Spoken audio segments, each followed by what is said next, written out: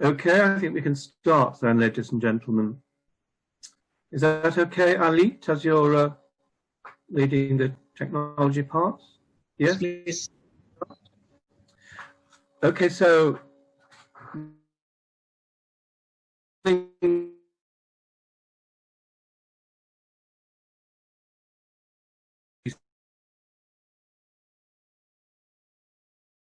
Center for Technical Cooperation, South-South Technical Cooperation. This is the second in 4 webinars that we're delivering. The first one last month was on this one is going to be on processing and marketing of coconut sugar. In November, there's going to be one on good agricultural practice and also on integrated pest management in coconuts. And in December, we also have one on the health benefits of virgin coconut oil. So I understand that out of the 600 delegate registrations, there are currently at least 216 people online from maybe more than 18 countries. The program today is going to, after I've introduced the program, we're going to have a welcome speech by Dr. Jelfina Alau from the International Coconut Community, and then some opening remarks from His Excellency Ambassador Roni Prasetyo Yuliantoro, who is the director of the NAM CSSTC. After that, we're going to watch a video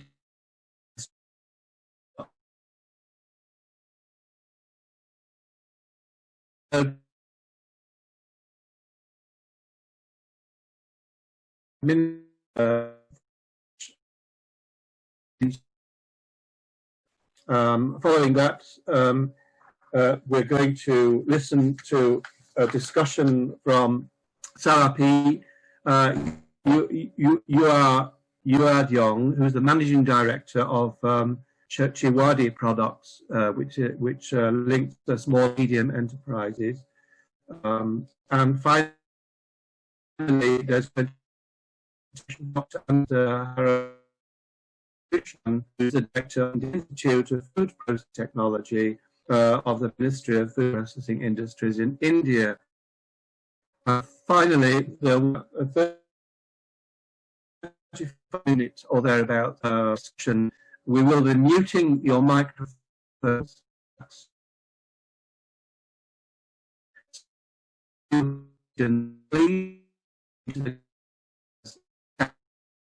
Will be after we will be sharing the presentations and a summary of the discussion after the event, and also the contact details of the participants. And I think without further ado, I'm going to pass you over to Dr. Jelfina, who is the Executive Director of the International Coconut Community. Thank you, Dr. Jelfina.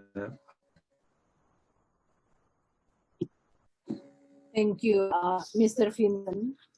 Good afternoon, good morning, and good evening to all.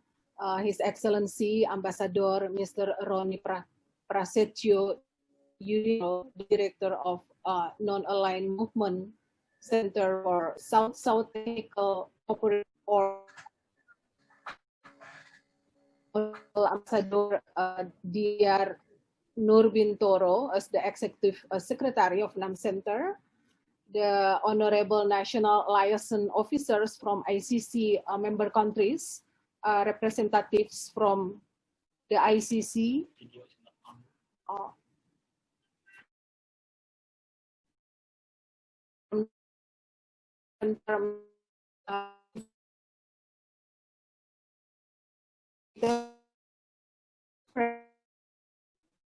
of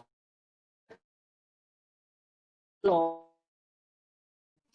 This gentleman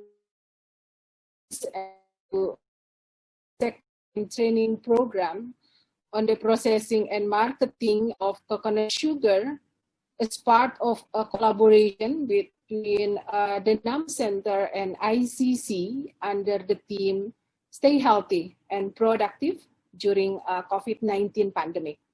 So this training program's main objective is to provide the necessary guidance and technical assistance to the farmers and provide information on the domestic and international market challenges and prospects to the market, to micro, small, medium enterprises. So ladies and gentlemen, between 21 to 2018, the average annual growth of world sugar consumption was about 2%. So one of the most critical drivers that influence sugar demand is population growth, which is about 1.1% per year.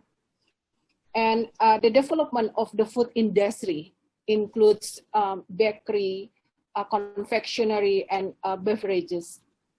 Expert believes that too much sugar consumption is a major cause of obesity and some chronic disease such as type 2 diabetes.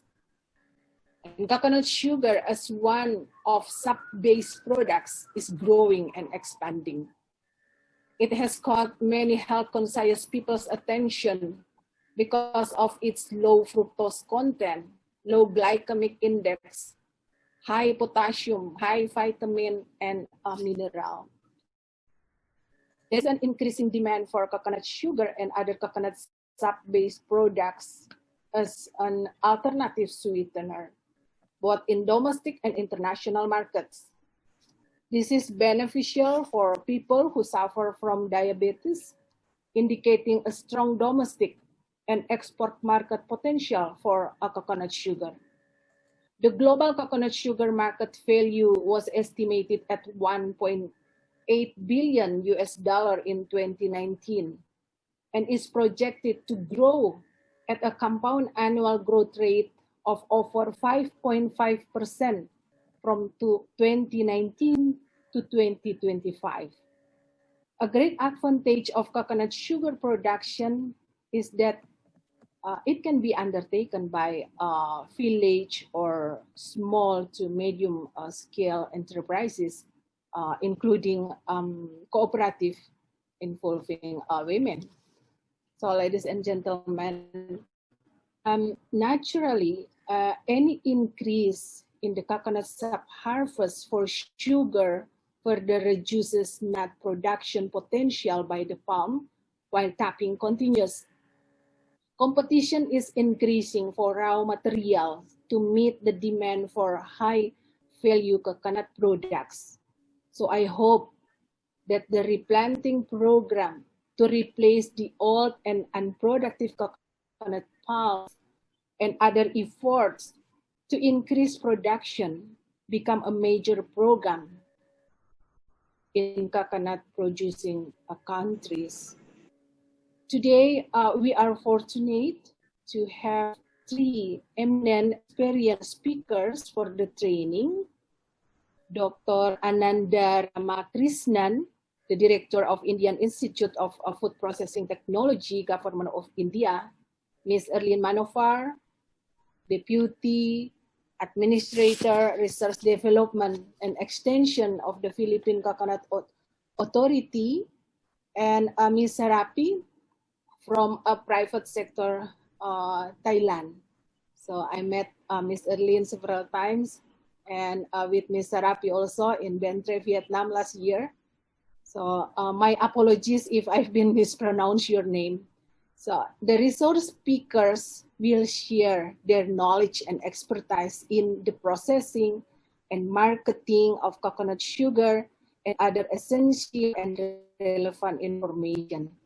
Lastly, I would like to welcome you all for the second online training and sincerely hope that the information shared and discussed with the resource speakers in this training can be applied in your country to stay healthy and productive during the COVID-19 pandemic. Thank you. Thank you very much, Delphina, for that important introduction. Before I go on to welcome His Excellency Ambassador Roni Prasetyo Yuliantoro's opening remarks, I forgot to mention that me, Vincent Johnson, I'm the interim coordinator for the Coconut Genetic Resources Network, COGENT. So thank you very much. Ambassador Dr. Roni Prasetyo Yuliantoro is the director of the Non-Aligned Movement Center for South-South Technical Cooperation, which I'll refer to as NAM CSSTC afterwards. So thank you very much. Without further ado, Ambassador, the floor is yours. Thank you, Vincent. The ICC Executive Director, Dr. Delphina Allo, Mr. Vincent Johnson, the moderator, Dr. Ananda Ramakristan, Director for Indian Institute of Food Processing Technology, Ms. Sarati Yuangdiong, Managing Director for Chibaidi Products, the Philippines Coconut Authority, Deputy Administrator for Research and Development, Ms. Erlyn Manoar, Mr. Alit Pirmansyah, host of the Zoom meeting right now, honorable participants, ladies and gentlemen, good morning, good afternoon, and good evening. So, similar to Dr. Delphina, first of all, I would like to welcome you all to the online training on processing and marketing of coconut sugar conducted by the ICC, the International Coconut Community, and the Non-Aligned Movement Center for South-South Technical Cooperation. This training, like Dr. Delphina mentioned, is a set of the webinar and online training projects which we have a theme: stay healthy and productive during COVID-19 pandemic.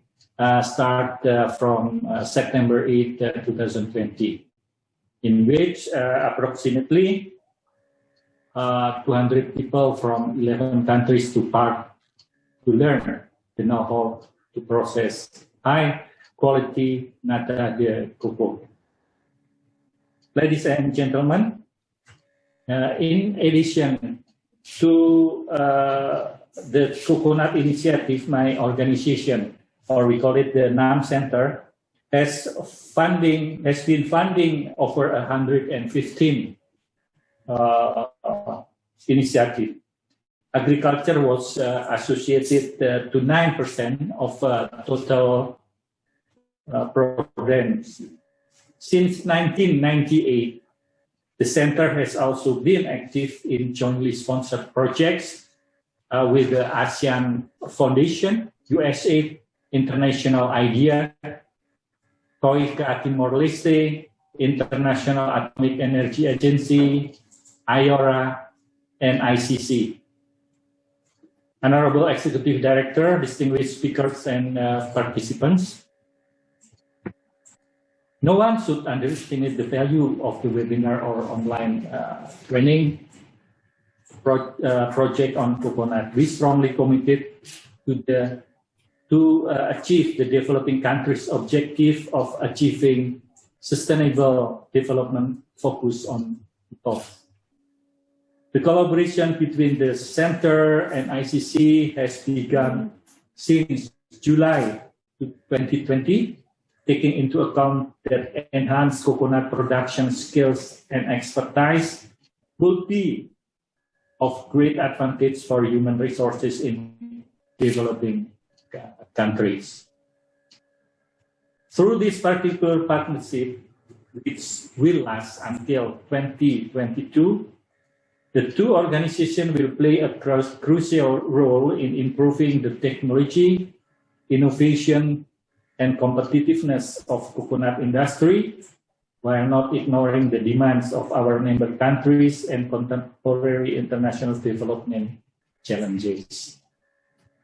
The Center has constructive steps in place to utilize these modalities. The training plan for 2020 includes priority areas like economic resilience in the COVID-19 pandemic. This is one step so that coconut-based company and small business will still make profit or continue to survive if the markets reopen. I believe that this noble aspiration is in line with the ICC's emphasis on promoting, regulating, and harmonizing all activities in the coconut industry that support the lives of coconut farmers. Ladies and gentlemen, I understand that this training is supposed to encourage farmers to increase coconut sugar production to meet domestic and global demand for coconut sugar. To be precise, this training will cover use aspects of coconut sugar from other raw materials, coconut sugar manufacturing and quality standards, enriching knowledge from the various aspects of coconut sugar, strategies for market penetration, how coconut sugar product growth will be developed, and general subject related to coconut sugar business sustainable development strategies with a focus on the aspect of providing sustainable raw material. It cannot be ignored that this training is important to mitigating the global economic impacts of the COVID-19. It is pleasing to note that the outcomes of this training will hopefully solve the many issues we face, among them a lack of information and insight into how small and medium-sized businesses can still benefit despite lockdowns and shutdowns of factories. Distinguished speaker, moderator, host, participants, ladies and gentlemen, in order to achieve the Sustainable Development Goals, or SDGs, the Center mainly support any initiative and impact made by everyone in the coconut sector.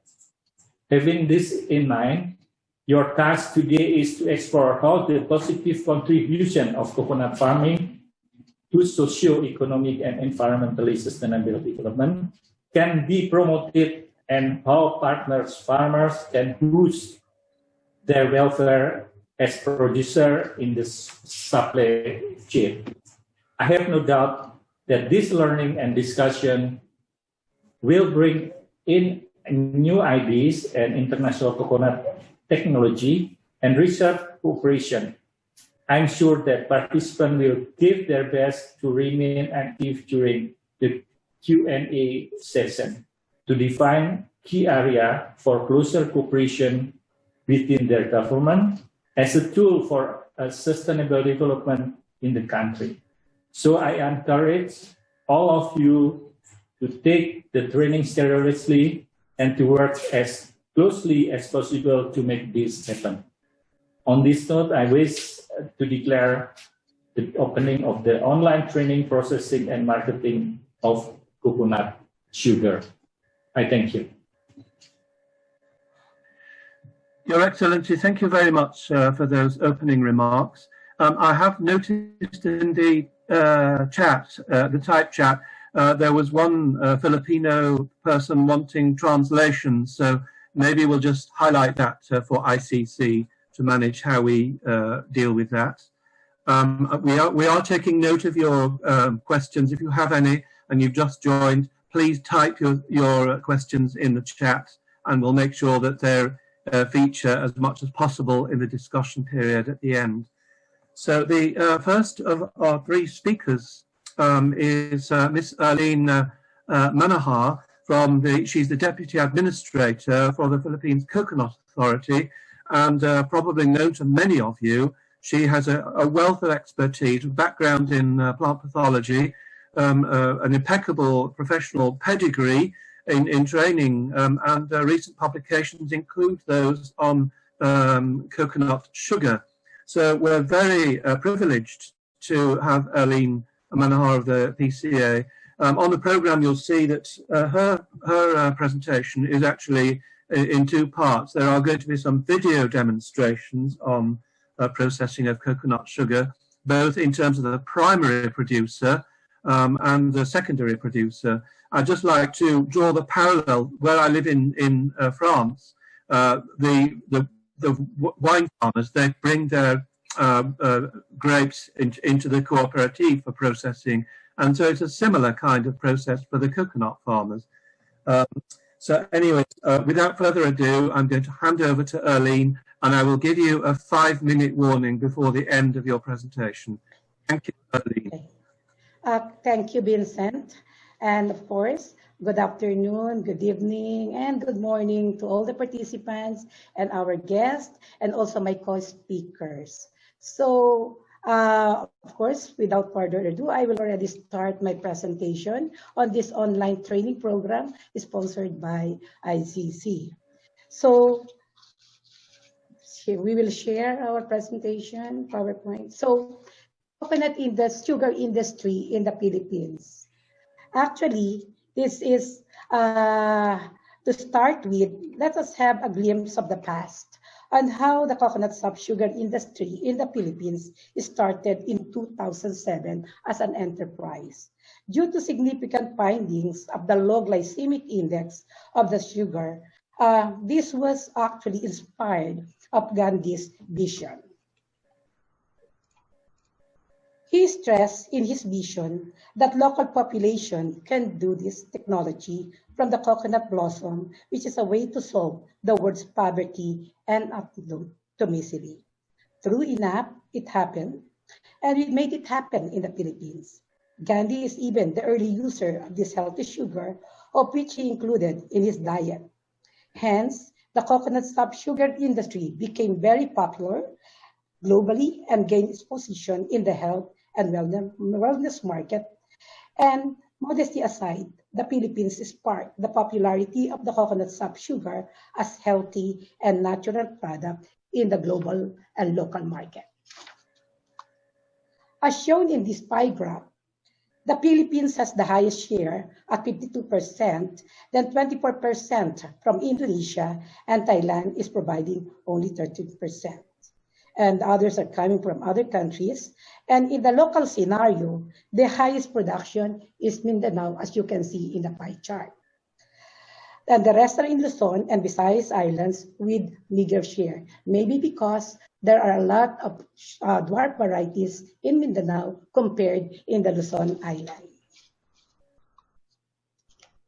To give you the outline of presentation, we start with the importance of the coconut sugar industry, then technology description, production status, the process technology, agribusiness opportunities, who are the key players, and also the feasibility study in establishing this enterprise, including the supply value chain of the industry. And of course, we have to project and the way forward. Why the coconut sugar?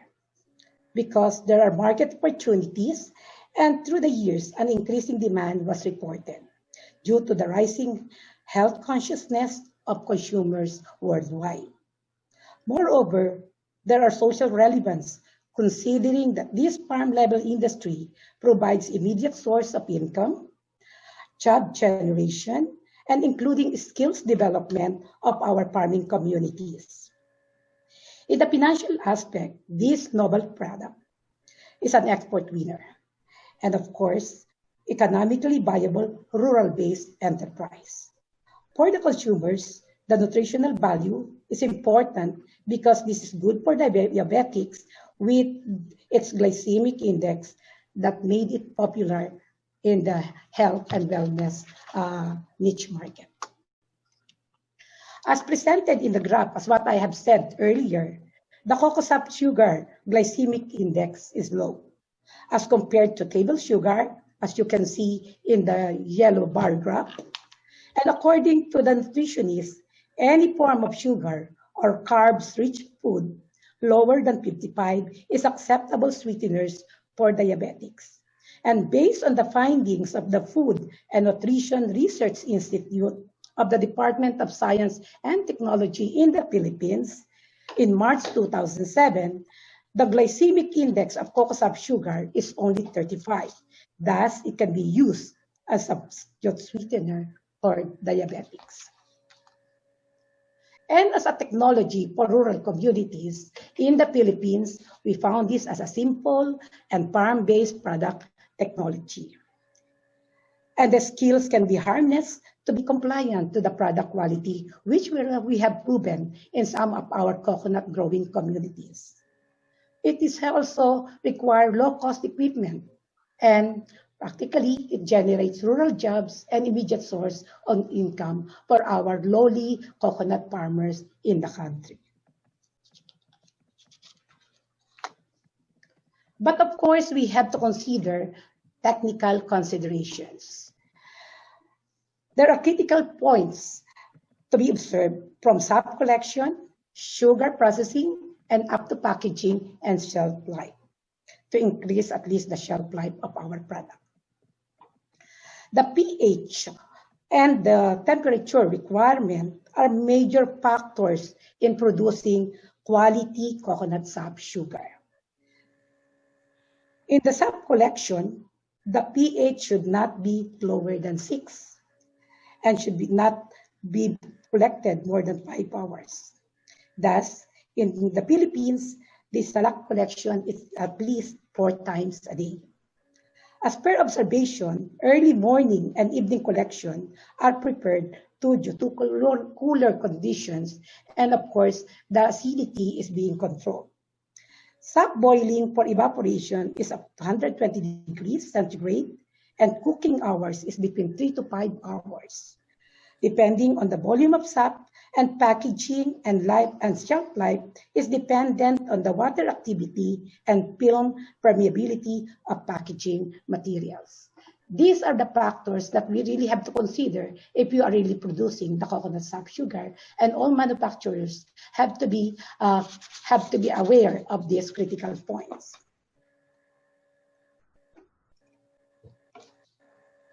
Because of the popularity, we considered here that the coconut sap is a coconut-based product. It offers health benefits, and it is a competitive with the synthetic sugar, and it is an organic product. It has a sweetener for diabetics.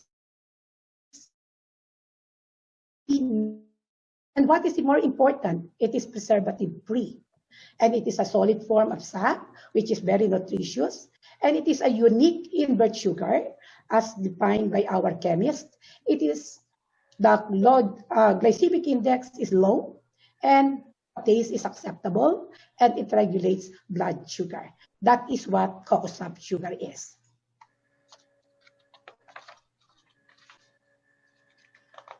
Being a natural and organic product for wellness and health market,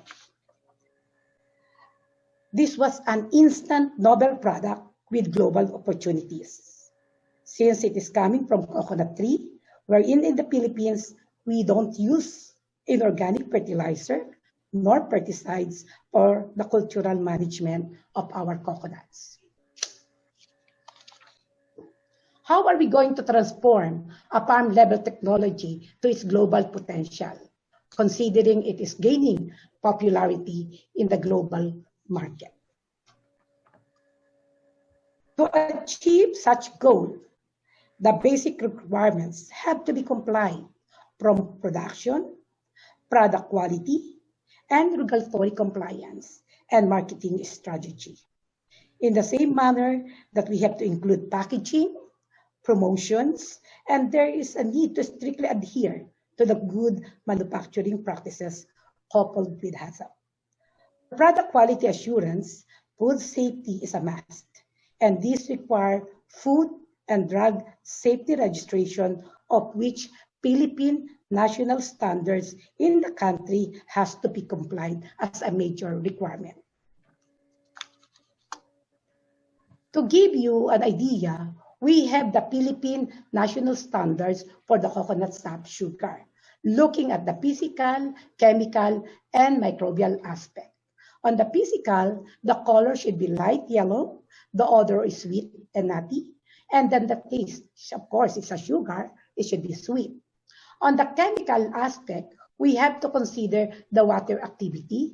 We can consider 0.5 to 0.8 water activity, and the glucose will be at least 2 to 3%, with fructose content of 1 to 4%, and sucrose is 78 to 89%. To have a very safe product, we have to look at the microbial analysis. So, of course, salmonella should be negative, E. coli, and the coliform count should be looked into, and also the mold and yeast formation of our product to be compliant to the Philippine national standards.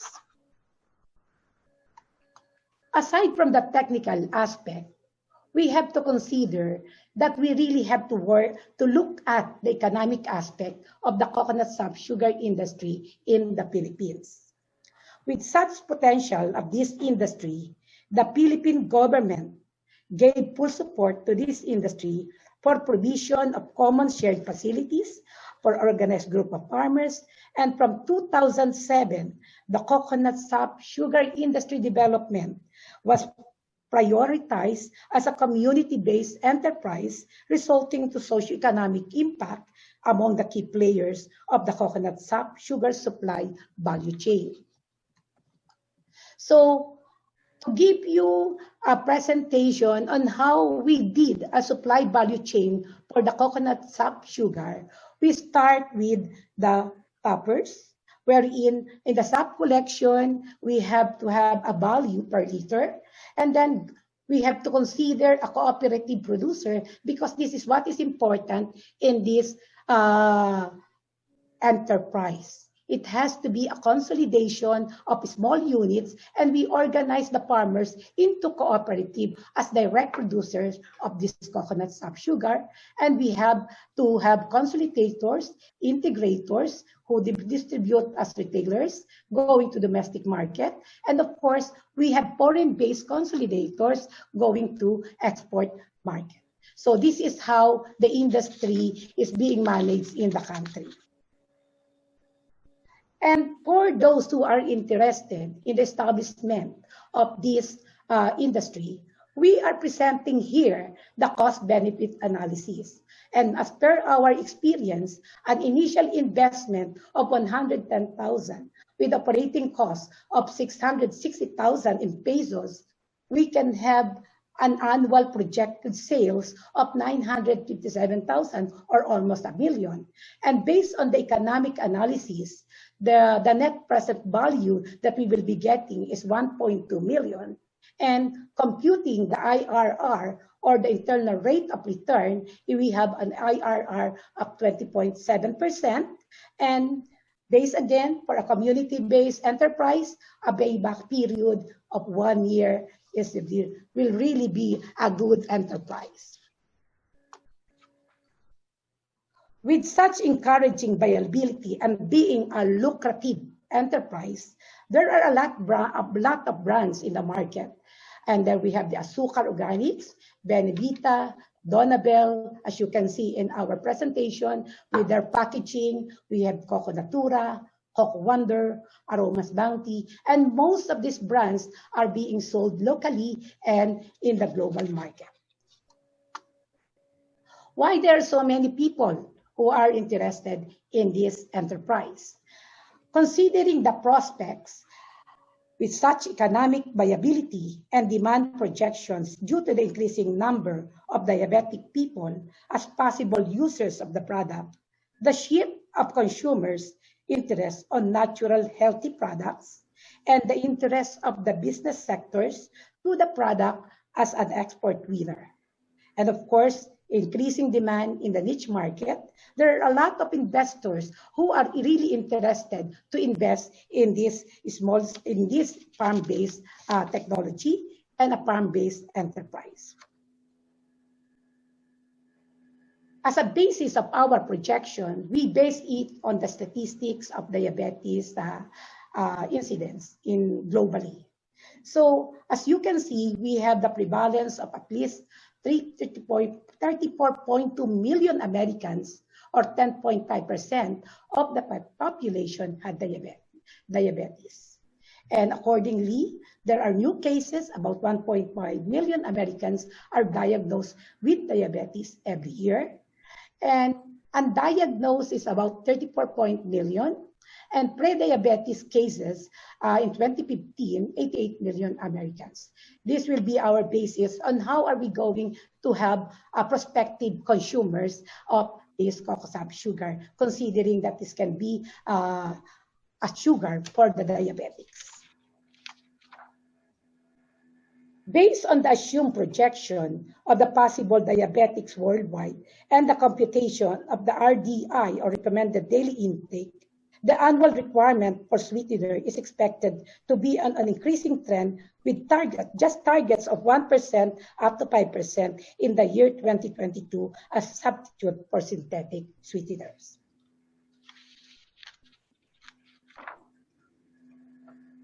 So our recommendations for this enterprise as a promising industry, considering the facts and assumptions, the need to recommend practical strategies towards the development of the high-value, promising, and natural products that will solve poverty in rural communities and the antidote to misery. We have to adopt the cocoa-based diversified processing model, multiply the rural-based cocoa sugar and consolidate, and then provide assistance and invest on clinical and nutritional research and development. Globally and locally, we have to do this. And of course, strict compliance to the quality standards. And this, let us make it happen for the socioeconomic benefits of the coconut growing communities who are directly dependent to this industry and to the health of the diabetic consumers. The sweet success of the business is in our hands. Let us put our acts together to boost up this industry. And we are very thankful that we have this training program initiated by ICC, and then we can help a lot of people and farming communities who are interested to engage in this enterprise. And after this, we will be presenting 2 videos on the processing, and the 2 videos to be presented will provide the participants of the actual processing of the coconut sugar. The first video is a small medium enterprise, a family-owned processing plant, and a known exporter globally. And the other one is a government project supported by Philippine Coconut Authority. So, ladies and gentlemen, we are providing you the coconut sugar considered in the Philippines as gold, and we have one of the best quality sugar in the country coming from these factories. So without much ado, we are presenting our videos of the processing in the Philippines.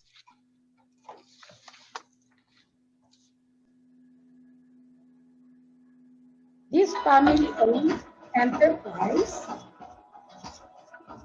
is engaged, and this is Pasiolco Agri-Ventures. They are engaged in coconut sap-based diversified products. In the Philippines, especially in Luzon Island, the trees are tall varieties.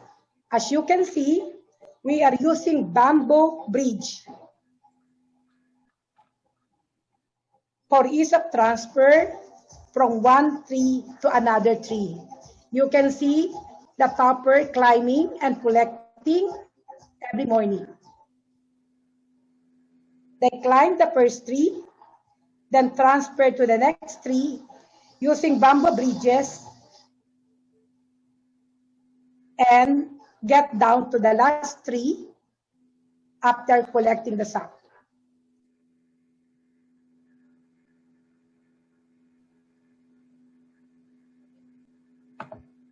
So he is now transferring from one tree to another tree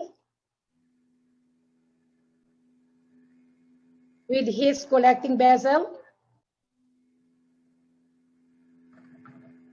Then after that, he will again cut the inflorescence and put back the plastic vessel or the collecting vessel.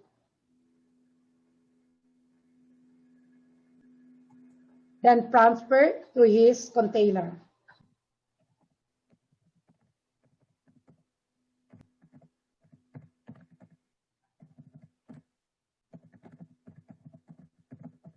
Then going down,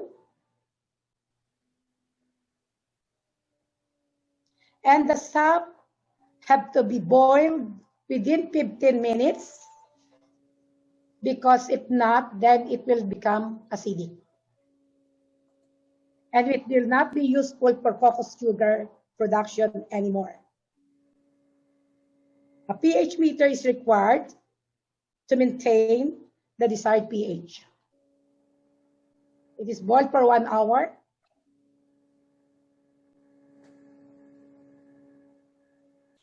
And if the sap is not anymore good for the sugar, then it will be used as aminos or syrup.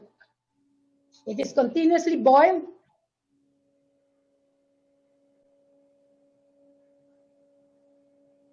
until the Brix is 45 to 60.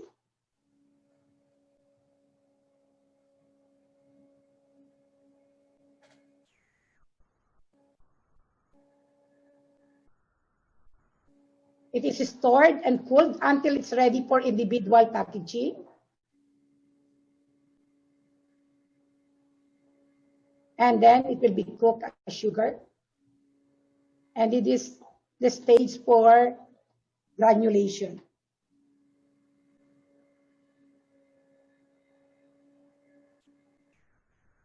Will be transferred to a smaller container, and the syrup is continuously cooked until the water content of the sap is removed.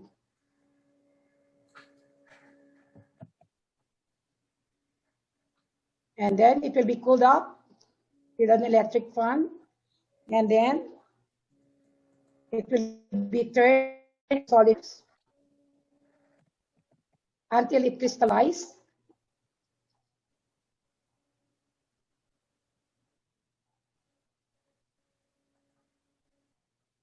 And you have to stir and press to be able to get the powder form.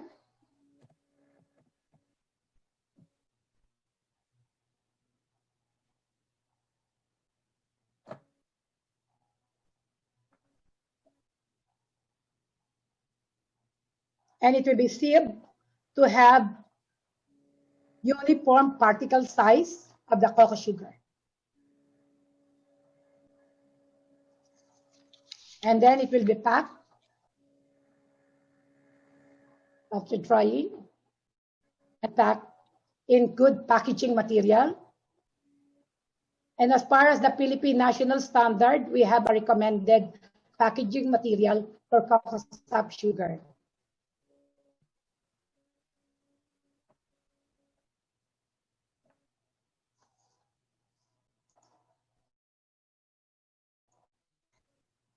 In the Philippines, our objective is to have a premier quality coconut sap sugar and to strictly comply with the food safety measure. The second video is a Philippine Coconut Authority project in support of community-based organization as one of our island development program in Alabat, Quezon in the Philippines. So this is how I produce the coconut sap sugar.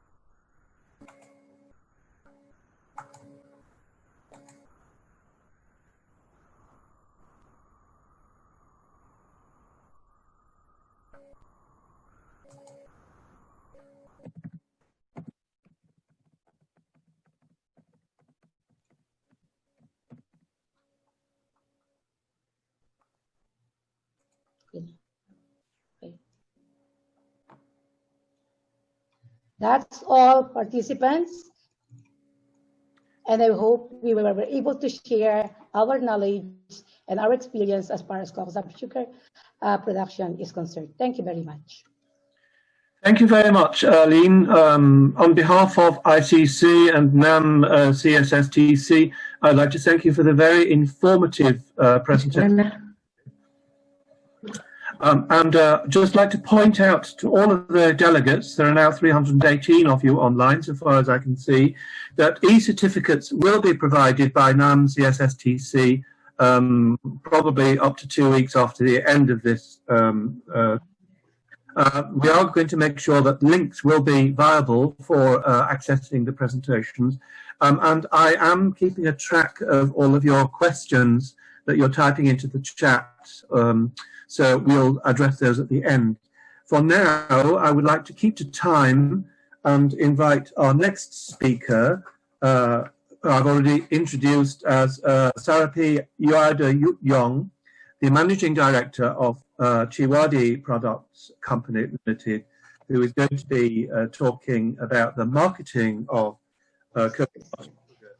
I'd just like to mention before Sarapi starts that she has a background in microbiology and it's important to acknowledge that this organization promotes small-scale, that's small and medium enterprises for cocoa flour products. And their vision is to offer consumer innovation for health from coconut products.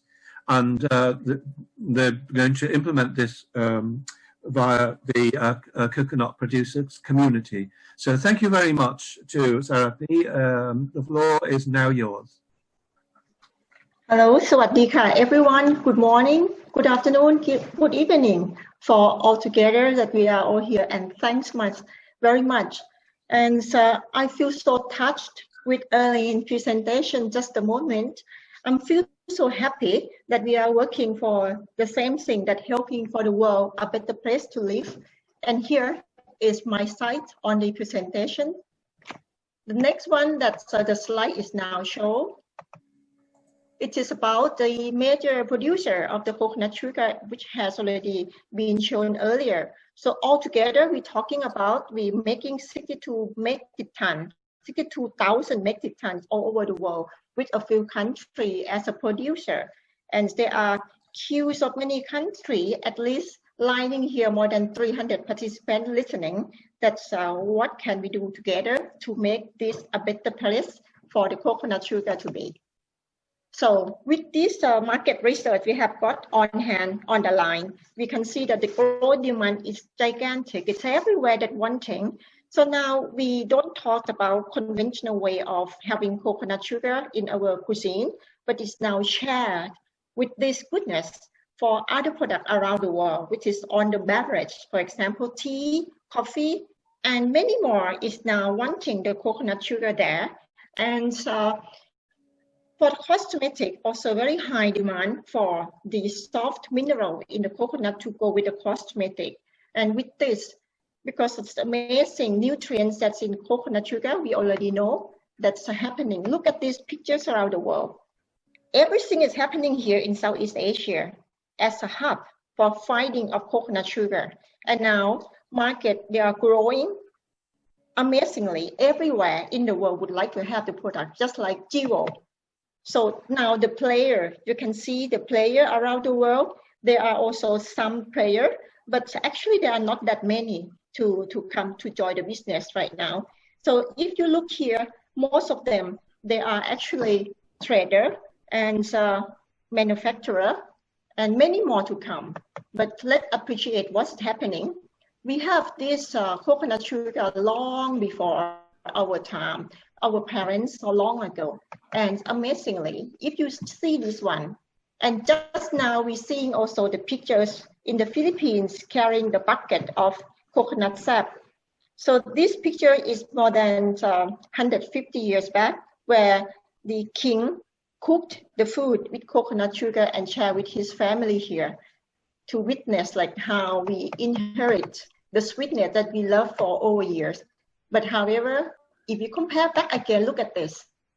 It is the same thing of before our time, much before our time. 8,000 BC, we see these people having a lot of labor input for finding the jivo at the time, so-called cane sugar. The cane sugar has come into the world and originated from Papua New Guinea, which is about 8,000 BC. So in here, the crop spread out very quickly to other parts of the world. And suddenly, this is long before. Look at this pictures. It's yet look the same to an eye of labor intensive. So now we shift from cane sugar to coconut sugar. And the picture is originated from Southeast Asia. We are talking about the same thing. And it was fine until the time 2,500 years back. What was happening to this world? We were discovering the way to make this sugar very pure, and we called it refined sugar. And it tastes sweet, and it tastes like hooked, that everyone wanted to have this very, very high demand. So now it's just like current time of being. When people wanted so much, then everything we think about having it scale up, we talk about industrial agriculture at the time, how we can produce sugarcane as many as we want to, and how we can have this refined sugar for all over the world. With human being and our technology, we can make it. Everything human in this world, we are so good. We are so, tackle all the problem, and we can make it turn around. So afterward, now, it is something like we deserve from what is consequence of we discovered is that we talk about these non-communicable diseases that we kill 41 million people every year. Can you imagine the weapon and the diseases and COVID has killed us 1 million people? We felt so scary. We have today online webinar. This is a consequence of the disease that we think it is very big pandemic across the world. But in fact, what actually is bigger is cane sugar that has already killed people consistently throughout many years. 41 million people die.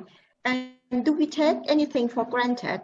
So everyone is now looking actually what actually happening, what we have done to the world. Nobody wanted to kill anyone, but however, why is happening? Because it's addiction. We loved it. It's unnecessary for us in life.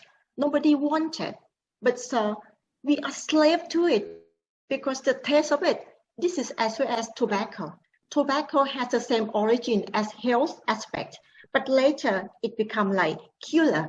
So as well as alcohol. So what are we going to do now? We are confused to this world, and we look at this, how we kill ourselves.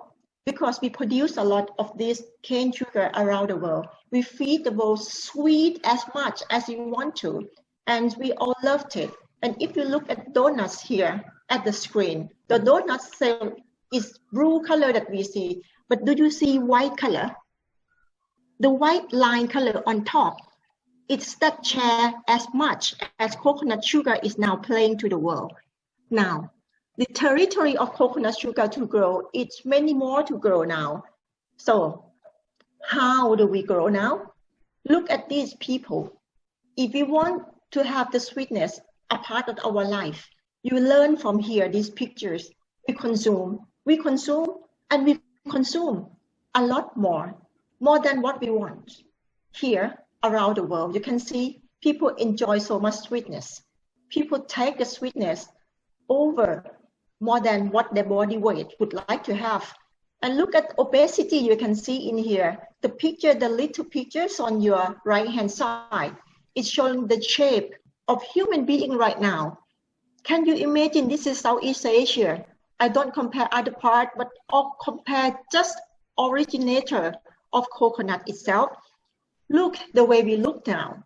We want to look smart, but look at obesity rate that we have got here. It's not normal. It's something like globally we have to take care. And what actually make a difference in here? What the solution for the world would look for? Now, we come to the coconut sugar industry market. But is it actually, this word is correct? I would like to ask everyone in here. We talk about coconut sugar, but is this the sugar? Because we don't refine it. We take the wholeness from the nature.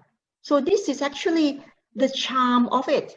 And this is the lesson learned from the cane sugar, that the cane sugar has driven the global illness and diseases, and we are all suffering. I bet any of us here, 300 life here, you have relative and cousin and the one you love being suffer from diabetes, obesity, cardiovascular disease. So we should stop that. So we should stop by changing us right now.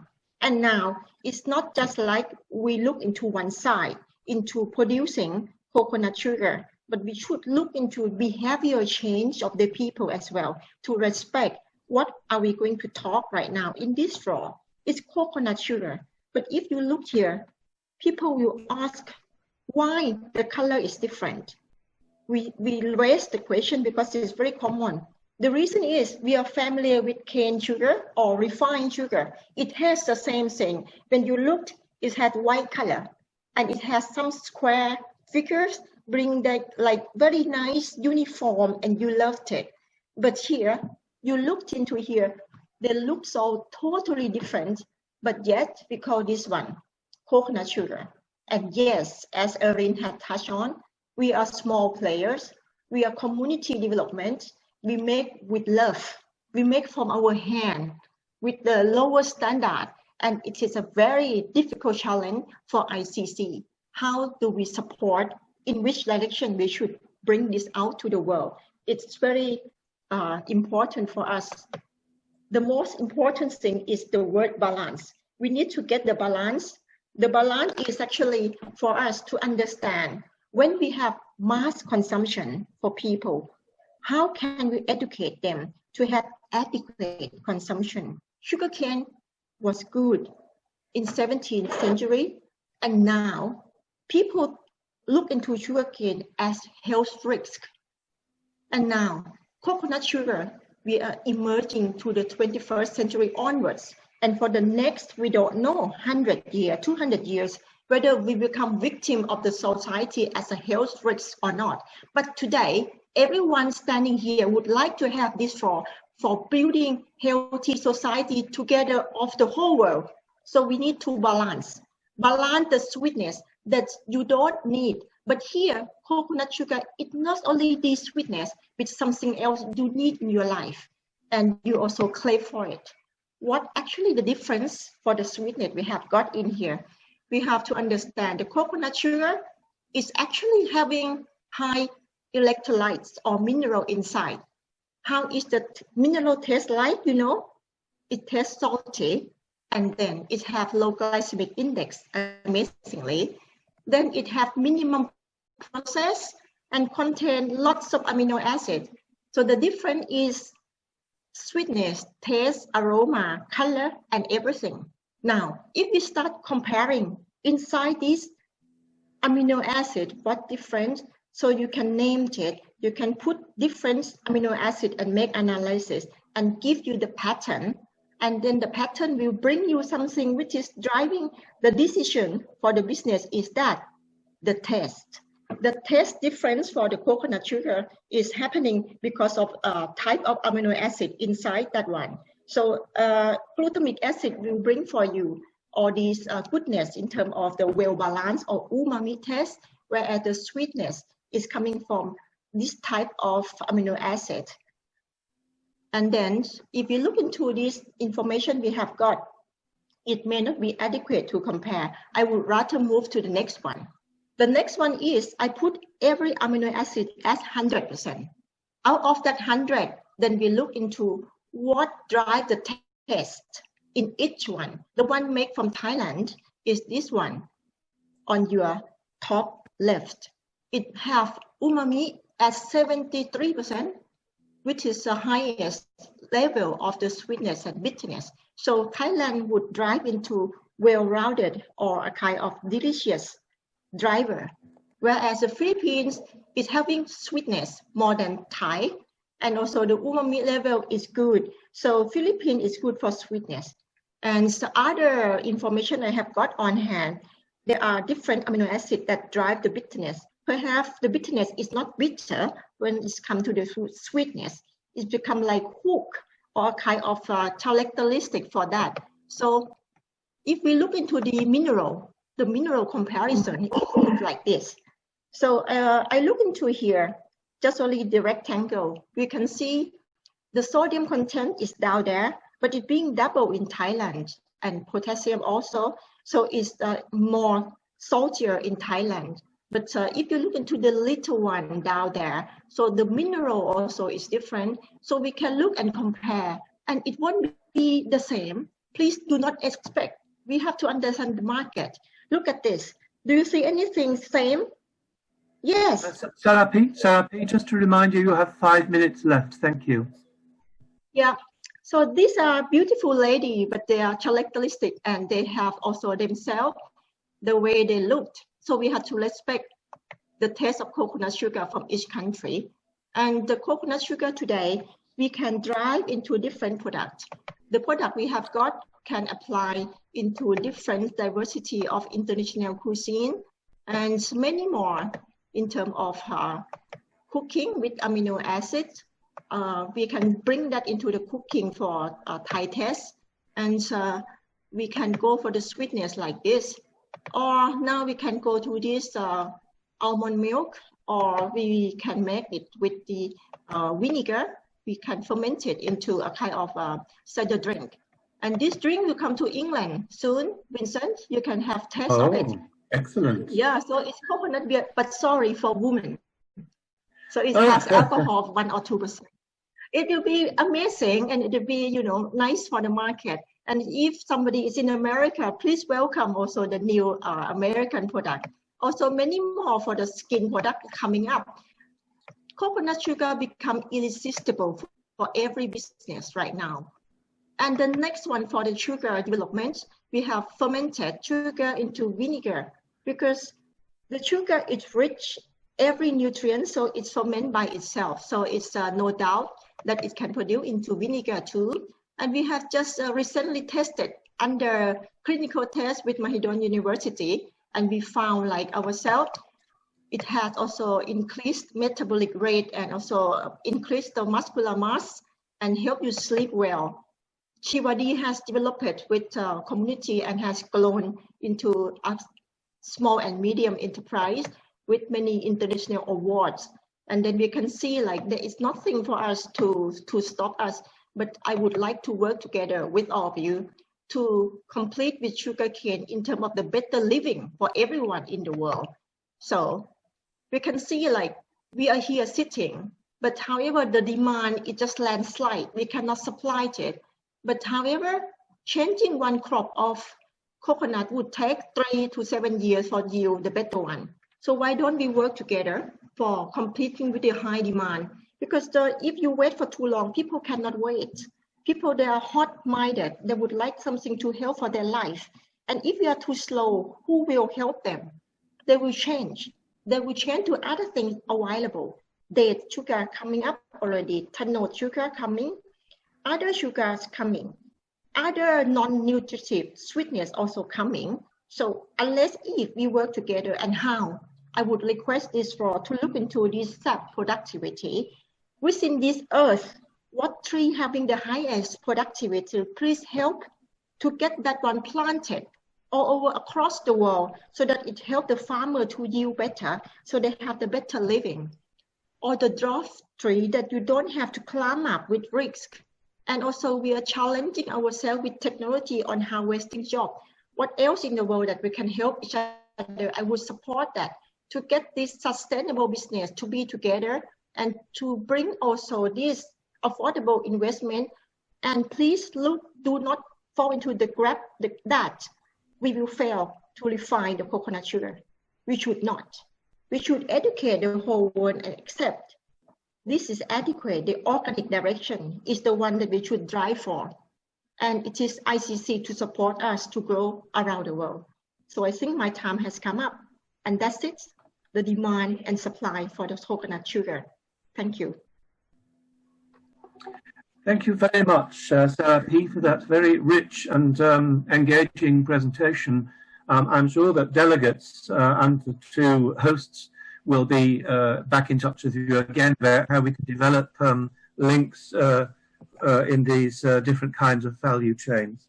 So the next, well, just before we go on to the next speaker, I have been taking account of all of your questions, and we will address them in the discussion section at the end. I think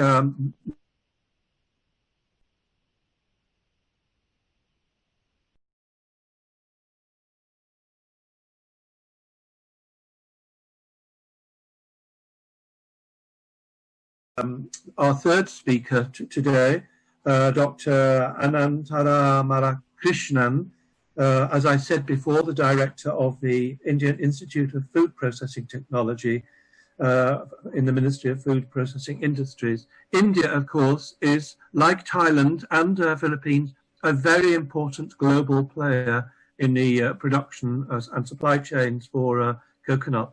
So thank you very much, Dr. Anand. Over to you.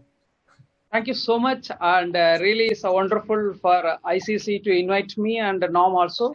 And today I'm going to speak like a bridge between the earlier two speakers. One is from the production, another one is from the market, and another one, if you look at back end, is the raw material supply. Without raw material supply, we can't produce, and we need to understand what is the market demand. According to that, we plan the whole processing line. That is the important to sustainability of this industry. Coconut sugar production industry itself is the micro food processing industry. It is not like a very well versed, and it is not a totally mechanized, and it's a more laborious, intensive industry.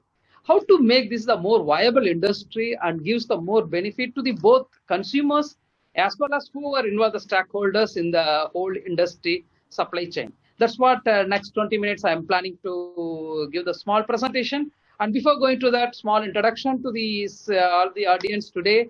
And Indian Institute of Food Processing Technology is situated in southern India, and we have the two centers at Gauhati and Punjab, and we have all the departments of food engineering to the biotechnology and academic and all the stuffs.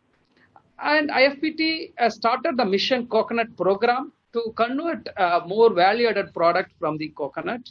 If you look at the single coconut tree per year, it yields 1,500 rupees per tree. It is a very, very low. That's what we thought. We need to make more value-added products. So we converted copra making from the hybrid solar dryer, integrated coconut processing unit we developed, and different packaging solutions, coconut spread, and all things, including the Nira. Nira, we worked a very extensive. Nira is called coconut sap. And we worked very extensive work in the Nira in IFPT. I'm going to speak about a little bit on that. And just now the market you have seen, and food industry market demand continuously is changing, because every year we need a new model mobile phone. Now people are going beyond that. Every often they wanted to change the food habit, and they want to enjoy when they eat the food. So that's what that market, like customization. They want customized food into their plate. They want only particular amount of the energy, protein, fiber, and nutrition. That what is the nutrition composition? There's a personalized nutrition they want.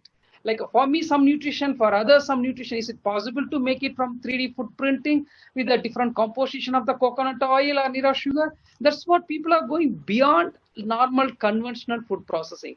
Novel product range and value. Like for example, we developed that coconut oil with the butterfly biscuit. It has all the element with the whatever the shape we want, we can produce it.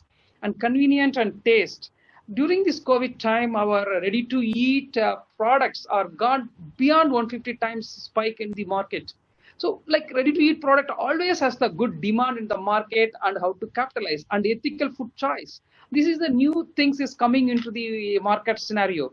I am follow all the regulations of the government of whatever the country, but what I'm eating is the products not only for the safe and nutritious, and how the manner it is produced. They should not have any child labor. They have to follow all the fair trade and low carbon footprint. If such companies, in recent studies shown, like out of 10 people, 4 people prefer to go and buy such type of ethical food brand choice and brand trust. So under this climatic change, how our coconut sugar will play the role. If you look at in India, India is the oldest crop, coconut crops in India, and it's the third largest production in the world.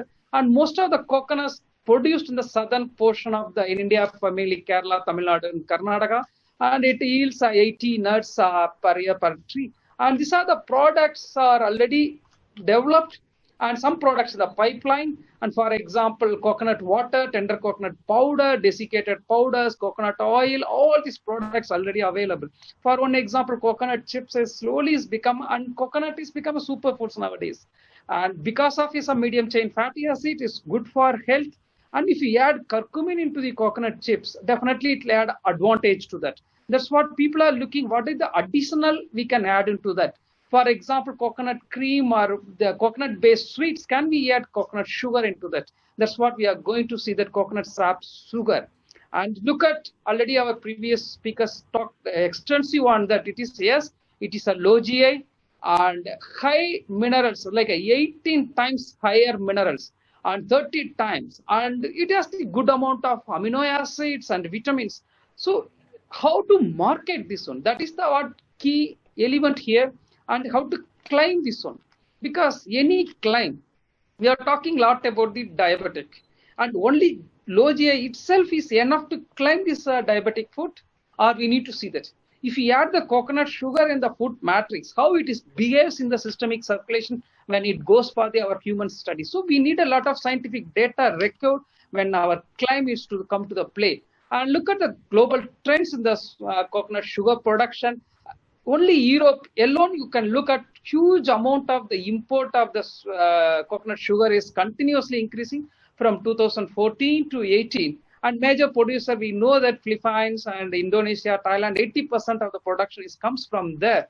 And continuously demand is increasing in New Zealand, South Africa, Australia, and other countries. But we need to identify which is the segment we are going to give. Yes, we can take it a coconut sugar as for the tea or coffee or whatever the beverages we can add. This is the one side of the segment. But we need to look a segment like a bakery industry. It's a huge market in bakery industry. How to convert this one to that? That's one thing we need to look. And apart from that, if you look at 2018, it is the 630 million business to become is going to be predicted 1.7 billion. But main problem in the market, it's fourfold increase in the market. But look at the rate fluctuation, 40% rate fluctuation in the coconut sugar market. That is the big concern on this industry, because we need to make it a maximum 10% is fine. 40% rate fluctuation, that's what uncertainty in the supply line. So that we need to look very closely at how to check that on. And second thing is 80% comes from the Asia Pacific region. And the earlier speaker also mentioned about very few players are major players in this field. We need more players, then we can have a lot of competition and we'll get a lot of quality product into that in the market segment. And the GI, people are talked, and glucose is 100. That pure glucose, GI, glycemic index, how much load is after we have taken the glucose in the blood, how much is the comparative with the glucose, and taken the 100 is a full. And if you take it, the moderate is the 70. High is above 70, moderate is 56 to 69, low is 55. And coconut sugar, lower range is the 35, higher range is of 55. It is a really good candidate, good USP to claim alternative sugar and sweetener. And apart from this, we have the other minerals and other things. If you look at most of the countries, the taxation has been introduced. If you have the higher amount of the calories come from the sugar, it's a taxation, double taxation and claims. And these things, how to make it coconut sugar as the alternative. So we need a health claim. So how much? Suppose, for example, if we add this sugar into any of the product, the product color is changing because of the browning takes place during the heating process, bilateral reaction. The brown color is coming. This is changing the product color.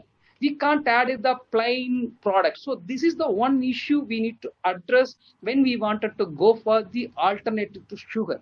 And apart from that, that validation, for example, IFPT, we have the human digestive system.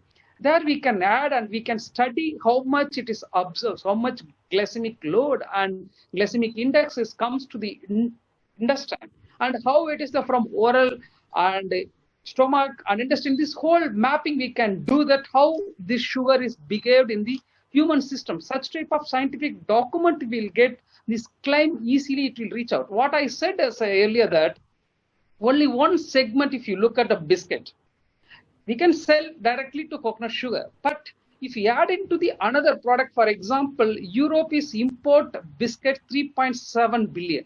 India export to Europe only 1.2 million worth of the biscuits only. That is just merely 0.003%. Even if you take the 5% we wanted to export, that means 183 millions as the additional revenue will get.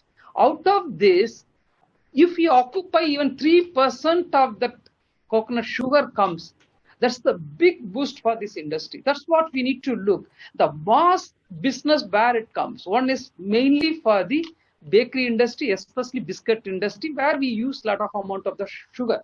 So that part, if you add into that, that color should not change, taste should not change. During the processing, people wanted the same taste, everything same. but alternative sugar. That substitute, if you wanted to make, we need to add a lot of R&D into that. Otherwise, it's very difficult to reach out such a fine product into the market. And collection is another problem. If you look at NIRA tapping, and just now the first video you have seen, people are going to the tree and collecting. And such type of trees, fine height is very, very less. And India, it is going for more than 15 meters height. For that, climbers are required. They ask 250 rupees for the almost 20 trees they wanted to climb. That means the cost of that labor cost is very much increasing, and 2 times they have to climb and come down. So how to make mechanized manner of collection? Because if we are not making the mechanized manner of the collection here, so production rate we can't upgrade or we can't upscale it. For example, IFPT, we developed the one system that collected from the tubing line, we can collect from the bottom of the tree, and again you need to climb, you have to cut. This problem we wanted to solve. We thought of to make a tapping machine. We have done something, but we are unable to make it a very effective manner. Still under development. Maybe soon we will complete this one, because the blade what we use continuously, because once the sap is coming is a sugary solution, the blade sharpness is not able to do that, and residue we need to take out. That's what we made that solar here, and the tapping machine has been fixed above the tree. There is sap is here, and collection comes from the tube, and we can collect bottom of the tree. This is what our idea. We tried some prototype, it works well, but some extent we have failed to collect continuous tapping. So that we are working up. Very soon we are going to come up with the proper solution for this. But this is the issue what I wanted to bring. This is the major issue what I understand. When the tree height is too high, we need to proper one. And second thing is, when make it a closed cycle like this, so we don't need to worry about the fermentation problem, because this should not be exposed too much to the air. And we have done some coconut water collection filter system. This can be kept. These are 50 liters per hour collection system. This can be used in any of the farms level, and this it collect, and chilling unit is there that can be go around 4-degree temperature. Such a case, if you collect the coconuts directly pumped into here, and we have the chilling unit and cold storage, and it stores for close to 5 days. Because the NIRA problem is that after 3 hours it starts fermenting. So we need to check on your bricks as well as the pH. And for that we need automation. So after collection, directly we pump to such a system. So this automatically monitor your pH and bricks. Then we can take into for processing. So such type of system need to develop in the farm gate as well as the large scale industry. That's what we are working. But this system has the UV treated sample also. UV treated sample also is included in this chamber. And we have done one more study, and NIRA powder problem is NIRA powder or NIRA sugar is the very high hygroscopic. It's sticky nature. It's form hygroscopic nature, and polymorphism takes place. So how to avoid? So we created the crystallization of the NIRA. So you can see the very clear crystals, and this is the no chemical at all, and be able to create the crystal form of the sugar. Solubility is very high and long shelf life, very free flowing powder. So this type of studies definitely will help to enhance the marketability of NIRA. And what is the market perspectives if this type of inputs are there? One is, we know that diabetic population increase, and demand for the alternative sugar because of the regulation is coming, and very less or no usage of the chemicals, and preference towards the plant-based food is continuously increasing throughout the globe. And challenges in the coconut sugar supply chain, one is the raw material availability. What we are finding out, each tree in India is sealed around 1.5 to 2 liters per day, and that type of amount of the input, it's very, very make it in the comparable with the sugar can, because this is the raw material itself that much. Then you convert into the sugar how much we are getting, and quality it changes. Even single tree itself, after some time quality changes, because the climatic changes. Summer output is different, winter output is different. So that we need to understand. And price, you see, already I mentioned about price, 40% fluctuation. This is too high. And policy for the government policies and this type of things. For example, in India, even our Tamil Nadu, just 2 years back only government allowed to tape NIRA, because some of issues are there in the policy level. Government is not clearly open up such industries, and consistency in the product quality that we need to check in the either particle size and the moisture content, load of the microbial load, and resilient supply chain post COVID. Definitely this is the one we need to think. If sudden stoppage of all the transport and other things, how to use, and we can't expand the cold chain in such a level. So we need to have the clear things, and digitalization and ICT application has to be implemented in such things, because we need to map which is the variety and which is the tree yields more and how long we yield. All the things we need to map it, and every time it has to be fed in the system, so we can have the clarity on the how much input we are getting from each tree, and when it is going low, and how to supply chain we can manage that one. And if you look at the critical consideration of the whole supply chain management of the NIRA is the mainly for coconut sap collections and labor. These two things we need to be a very, very critical point this industry. This is the 2 point. One is the labor. Alternative, we need to make the total mechanization of the tapping and processing. Second thing, supply of coconut sap. We need to have the total digitalization. Then we have the clarity on that, how much we can get now, and after 6 months, each tree, how much yields the yield, and after next year how we are going to do that type of things we need to map. And innovative processing technology, because this industry still we are not evolved the total mechanization, and more innovative mechanized, and even vacuum distillation will help, or rotary vacuum distillation or any other distillation mechanisms can be used for the processing of the NIRA sugar. Such type of input has to come into this industry. And apart from that, how to label this product. Is it nutraceutical or functional food? If it is both the things, how to climb. Dr. Anand, you have 5 minutes left. Thank you. Just to remind you. Market and consumer, the quality standard is important, because each country has a different standards, and still some of the countries not come up with the exclusive standard for the coconut sugar. That is the important, and like ICC and other agencies and other people, we need to work together to make this the uniform standard for throughout the globe. All the countries coconut sugar standard we need to brought up. That means we need a more scientific data to bring that. And even NIRA, we need a regulations on each country. And branding and marketing, we need to be a very clarity on that, how we wanted to brand NIRA sugar and how we are going to market. If you look at the whole scenario of where food processing industry is going on, only market-driven foods. Now, if you look at the post-COVID situation, people wanted all healthy foods, immune-boosting foods, and low-calories foods. Definitely, NIRA sugar or coconut sugar definitely play the major role. Traceability and supply chain. This is what I'm telling, from the raw material collection to the end. We need to digitalization, and we need to have the blockchain mechanisms to trace where is the contamination takes place. If fermentation takes place one place, which point, which cold chain breaks. So such data managing is important, and that's what virtual marketing play the major role.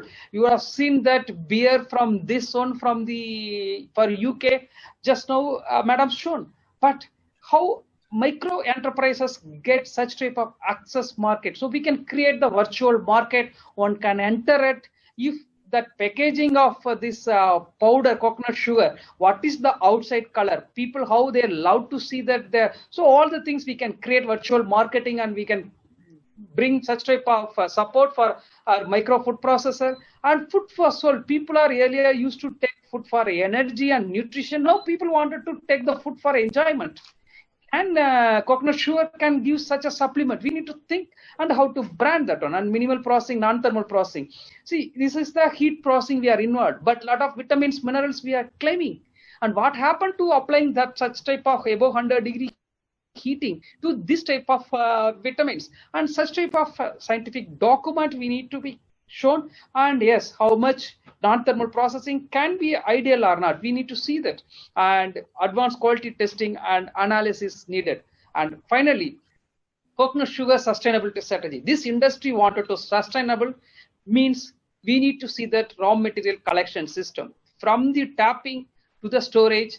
We need a clear system to be developed, and it has to be totally robust to see that pH and bricks and microbial load, everything has to be monitored. That type of system has to be developed. More R&D has required, because here and there people have developed, and we need to see that which is the one is better. We need to take and make sure, and we need to guide our farmers and small enterprise. This will be the better system. And novel product range, people are going beyond that. So how we can use this coconut sugar into different product and packaging. Main problem here, water vapor transmitter. Most of the packaging of the sugar, coconut sugar, after some time, it's become a sticky nature. How to avoid water vapor transmitted from outside to inside and inside to outside, and we need to go for beyond that normal packaging. We can go for the nano packaging. That can be a layer by layer packaging. Sometime we need to see that what type of packaging is solution is required for our coconut sugar, and branding and marketing is the more important to make this in the more viable process, and more role into women, livelihood transformation, and local farmers. Definitely what the first presentation has shown, this help local farmers and local enterprises, especially women enterprises. And definitely if you make these things, raw material collection system to the new R&D and new product and new market space, definitely this is going to be play a major role that will give a lot of incomes and support for our farmers. Definitely this will make whole Southeast countries who are growing the coconut, they will get a lot of benefit out of this initiation by the ICC. Once again, thank you so much for listening. Thank you very much, Dr. Anand. Before we go into the final discussion session, which now we have around about just less than half an hour to wrap up, to keep on time, I would just like to add that we want to take a photograph of all of the delegates. When instructed by our colleagues in ICC, perhaps you will be able to then turn on your video cameras so that we can take a photograph of the virtual attendees. I think now I've been keeping track of the questions that people have been asking, and so I'm going to invite the panelists to address the questions in order. So starting off, first of all, I would like to point out that delegates from Saudi Arabia are very complimentary and saying that they're going to start manufacturing coconut sugar soon. So that's an interesting market. We have some questions about how economical will this be compared to, that is, coconut sugar production, compared with conventional sugar or jaggery. Perhaps I can ask Erlene and then Dr. Anand to comment, comparing it with conventional sugar production and jaggery, please, Erlene.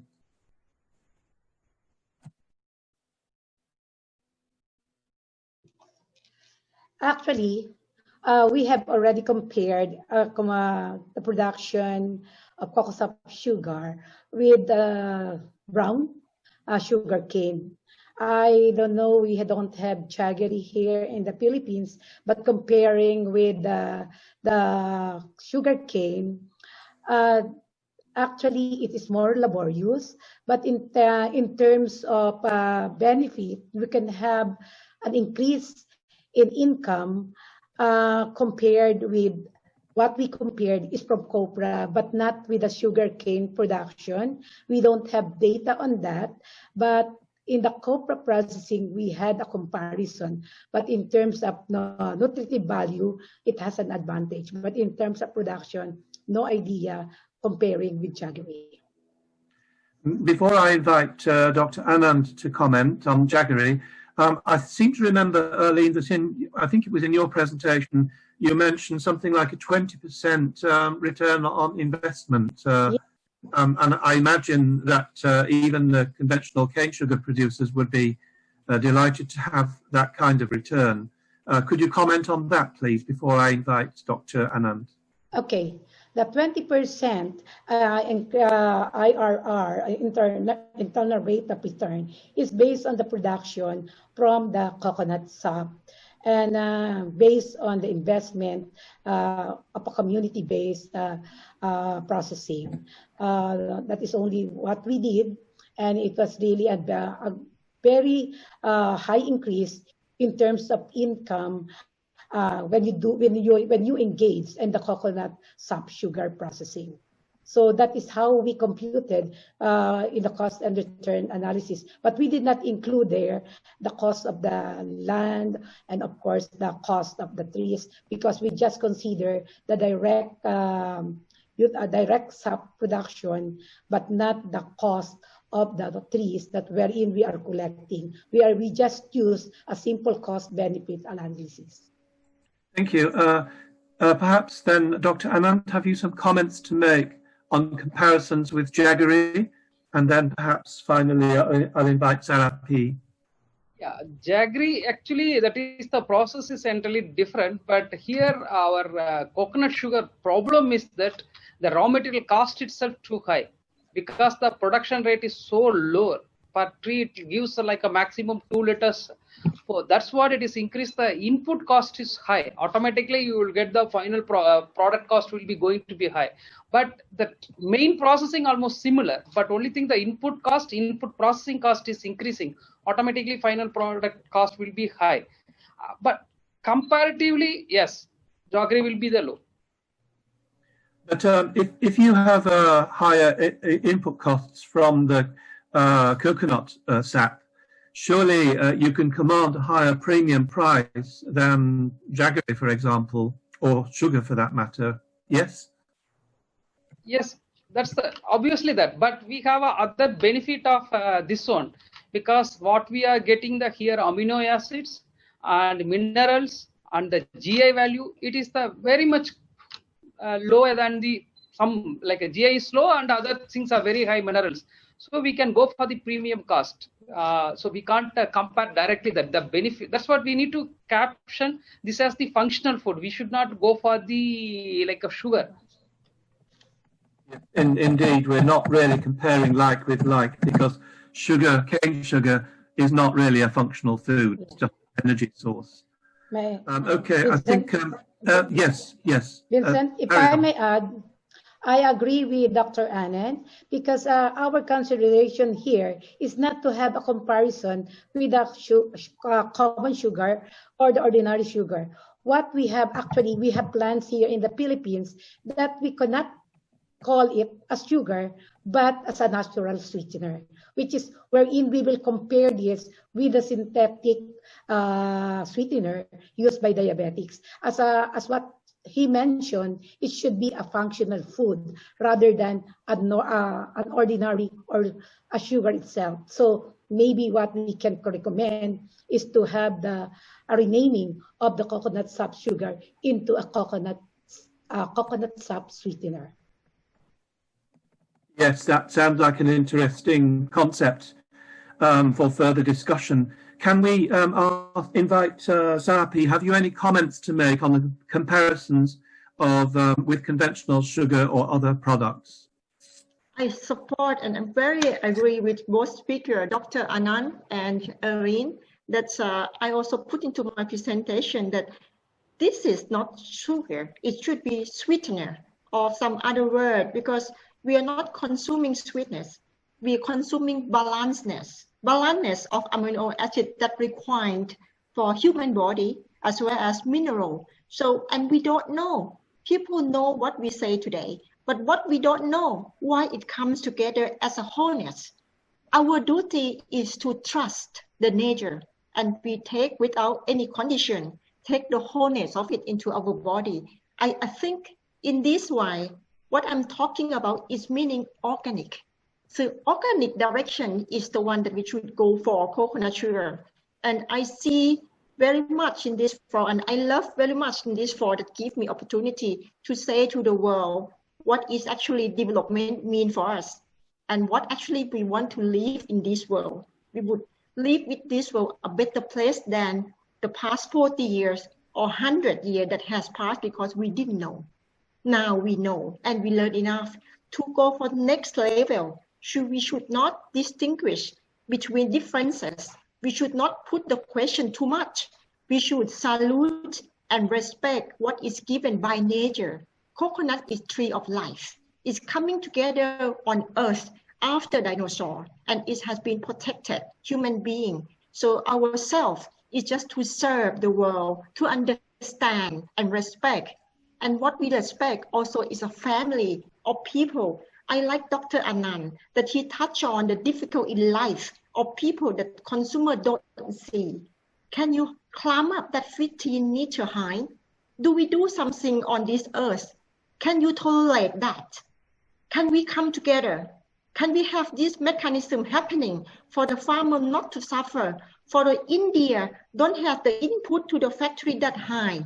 Can we have everything mechanized and for the better place in terms of respecting the nature? Highways need to be changed. After 100 years, we cannot look the same the way we do things. In Thailand, we attempt to change it, but to work alone is difficult. And I would like to work together with you all to help the world and the farmer better income, better way, and more respect. And we offer better health for everyone with the Thank you. Thank you very much, Sarah P., for that inspiring message. I'm going to move on to another comment that was made by Surya about the health benefits, knowing that raw coconut is also very healthy. I think probably we can move, you asked about that question, and I think some of it was answered in the presentations and in this discussion. So in the interest of time, we're going to move on to the next question, which is about the possibility of small-scale level manufacturing. Can we briefly, perhaps I'll invite Dr. Anand, small-scale manufacturing for SMEs. Could you comment on that? And then Erlene. Yes, sir. That's what even I have shown on picture, that coconut water collection system. The same thing can be used extensive. That's a collection. Then the processing line we can show. That's for 50 liters capacity. So that's for stored for normally 4 to 5 days. We can store the sap into that system. So we need to go for the heating unit and other things. Already we are working on it, including the whole processing line we are trying to develop in our institute itself. It can be housed in the small, like who has the like a 500 to 1,000 trees are there we can house it. So definitely we need to do a lot in the small machinery, sir.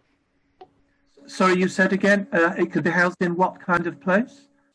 So we can keep it like where the minimum 500 to 1,000 trees are there. There itself we can use it. Maximum of like 500 liters per hour capacity processing line. So we can operate at the small level, the processing line. For example, maximum 1 ton production per day. Sugar production, such type of units can be developed, can be housed in the wherever the farmers producers organization, they can operate like that. We are already working on that line, sir. In that case, we will be, I think, discussing this idea of small-scale production with you later. There's another question here about the production. The production of regular sugar requires using a few harmful chemicals. Will the manufacture of this sugar be free from that? Erlene, perhaps I can invite you first.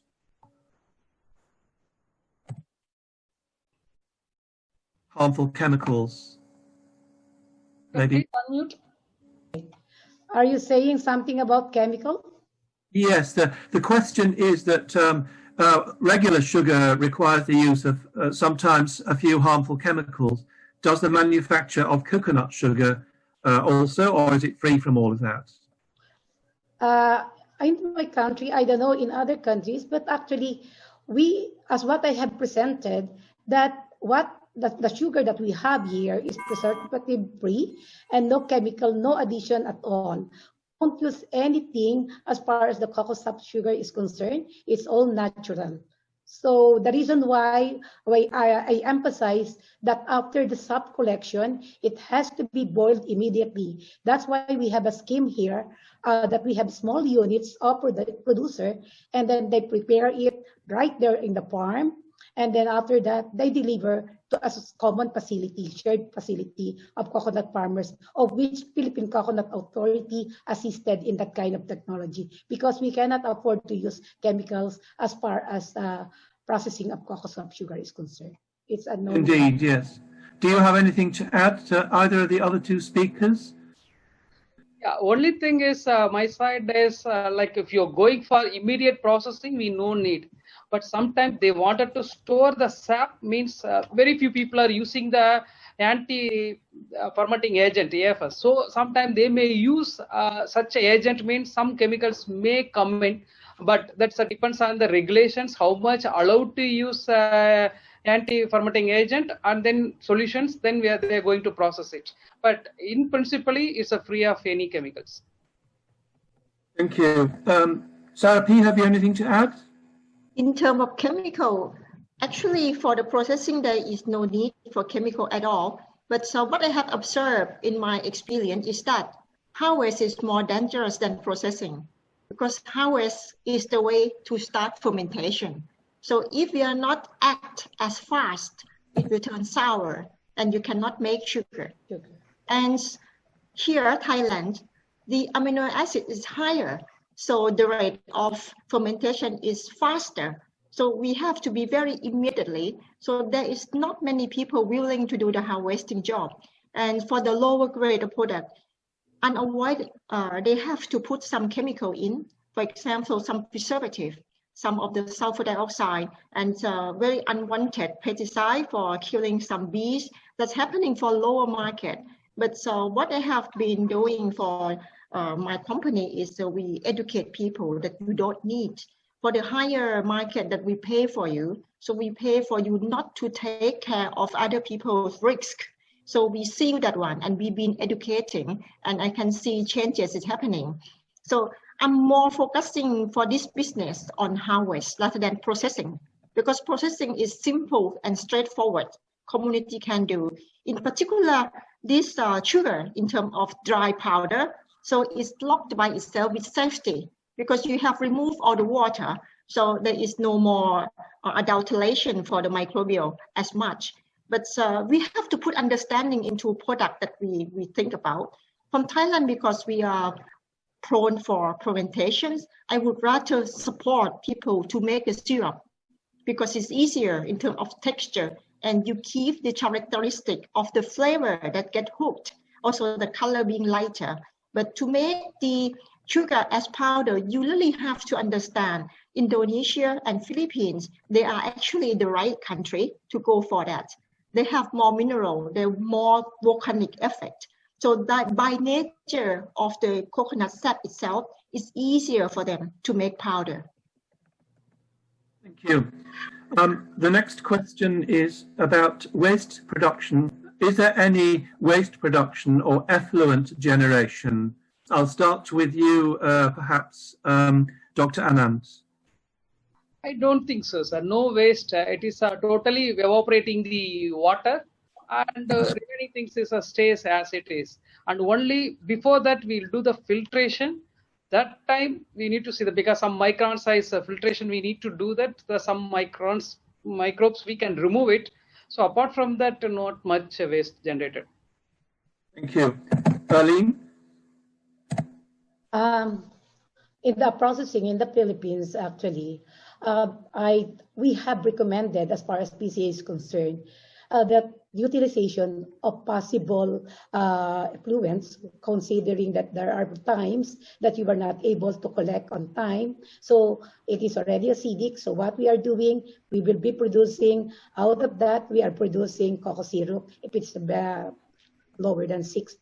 The pH is lower than 6, and it is still lower than 5 or 4, then we are using that for lambanog, our vodka, the local vodka in the Philippines. And if it is still already very sour, then we are using that for the production of the vinegar. That's why the one that I presented in the video, she has a lot of products coming from the sap. So as far as effluent is concerned, I think this cocoa sap sugar processing is the most economical and most enterprising and a lucrative business, because there are no waste at all. You can utilize everything. If you happen not to be able to collect on time, you can still produce other products. That's the beauty of cocoa sap sugar processing.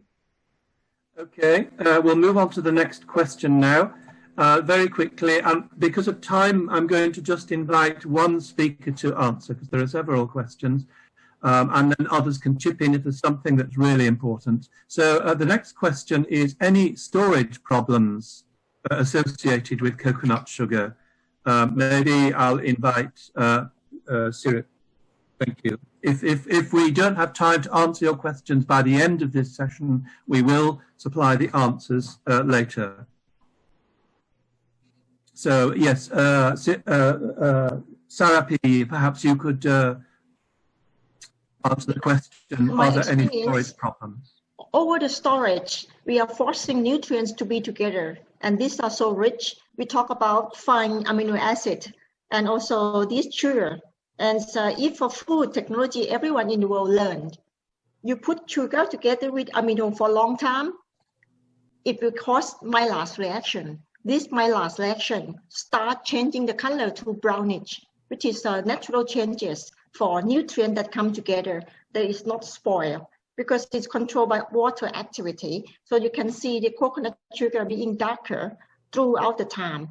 But the color itself from the starting from the Philippines and Indonesia is already red color because of this effect on mineral of iron and copper is more than Thailand. But through the time, the darkening will happen for every sugar in the world because we are so nutrient rich for that. So we need to understand and educate people around the world like changes is normal. Thank you, thank you. I'm going to carry on down the, one very important point is the glycemic acid index. It's further down. Perhaps Dr. Anand, you can answer this. Perhaps you compare the glycemic, you had a slide on it anyways. Is it, can you highlight its, the importance of the glycemic acid index? Yeah, this one compared with sugar or honey. Yeah, that's what white sugar glycemic index is. It comes around 60 to 70, even some sugar goes even 80. But here comes starts from the around 35 to 50 range. Our depends on the where we are getting the fructose and sucrose concentrations. And this is the important and load also. Someone has asked about this coconut sugar load is the glycemic load is 3 and white sugar load is 6. So it's a fairly we can claim it's a low GI food, low GI product. So, but my concern is this GI along with the other matrix we need to study. That type of studies need to be done. But fairly we can say it's a very low as per the norms. It's a below 55. It's a low GI product. Load also glycemic load also is a 50% of white sugar. Yes.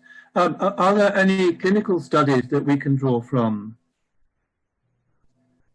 Some studies are there, but we don't have the clarity on that type of full-fledged studies on the total our sugar. But I'm not sure about that. Maybe other panel members can comment on it. Arlene, very quickly before we move on to the next question. Okay, regarding the glycemic index, actually, that's the reason why it became popular in the Philippines because of the findings of Food and Nutrition Research Institute. They conducted a study on that and they found out that this cocoa sugar, being an invert sugar, has a very low glycemic index. And it's because there is an enzyme that is responsible for the conversion of the sugar into a very low glycemic index. Is because of the enzyme invertase in the sap of the coconut. Is that study available? The studies, yeah, we have. Actually, in the Philippines and other countries like Indonesia, they are referring to our studies made by the Department of Science and Technology, the Food and Nutrition Research Institute. We have a study on that. I have some addition also study for the glycemic index for Thai sugar also. That's as we understand, we cannot expect the same number happening like exactly the same for every country. If you put into this practice of clinical, we did, and we found like our coconut powder, coconut paste, and coconut syrup. It has variation from 40 to 45. That is, we found the number for Thai sugar. So if we look into this number, they are not significantly different, and they are under 55. So it is the same as low glycemic index. Yeah. So when I put the presentation of the beautiful lady face. Remember that? Yes. It's exactly that we are comparing like to like. So it depends on what people will contribute itself characteristic, but they are all the same. Like what different between Vincent looked and also Erlene and Anand, we look all different, but we are human beings, right? So the glycemic index also, they are a little bit different here and there because of the collection, because of natural changes of nutrients that is dropping in terms of glycemic index down to 35. Or if this start digestion a little bit by microbial, so glycemic index go up a little bit. So its variation really doesn't matter. It altogether wholeness of coconut sugar has low glycemic index. So we have to put back again, do we trust the nature? We do. If we do, yes. we follow. Yes, I think there's another question here about, where are we? Just a minute. Is it possible to crystallize white sweetener from coconut sugar? I think I'll invite Dr. Anand to answer that, as you touched on it briefly. Yes, we have done it, and it is coming not exactly white, little bit brownish white it has come, and it's a very fine, it is a free flowing, and we could able to crystallize the form, and we could able to succeed, and we got the patent as well. And now we are working with the large scale production. We have done with the bass scale. Now we are working in the very large scale production of the sugar crystals.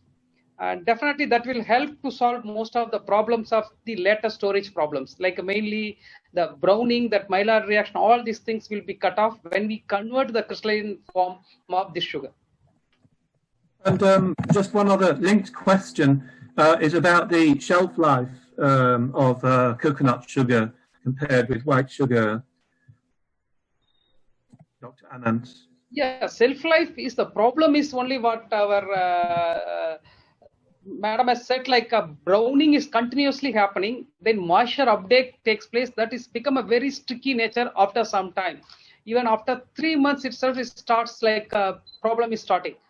That's what I touched on. One more thing also, we need to go for that layered packaging or nano, like a clay, include nano composite packaging to remove the water vapor transmitted from both the sides. So we can reduce that one. Some people have tried the vacuum packing also, but it is not helping much. But we need to work on the packaging to increase the shelf life, to avoid the moisture intake inside the pack. Thank you. There's another question here from Sandia Tristiani about what type of stove for heating the syrup, for the syrup. Erlene. Okay. For the syrup, we can just use ordinary fuel. But when you already have the syrup and you are already making the granulation, we are transferring it to at least a liquefied gas so that we have control of the heat. Because actually, the key in the processing is the control of the temperature and how you are controlling the fuel. In the boiling, you can use any stove, but in the granulation of the syrup into the sugar, then you really need a controlled flame. That's why we are using LPG, the liquefied gas. By the way, I just want to add that we were able to also produce white sugar. The only problem in the white sugar is most of the sugar that we can make is out of the aromatic variety. The Thailand variety wherein it has very high sugar content, we can make white sugar out of that.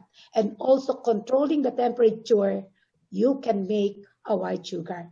And you have to store in cold storage so that the change of color at least you can control for a longer period. But as what Dr. Anand said, the storage of the white sugar is shorter than the brown sugar because it will become brownish later on.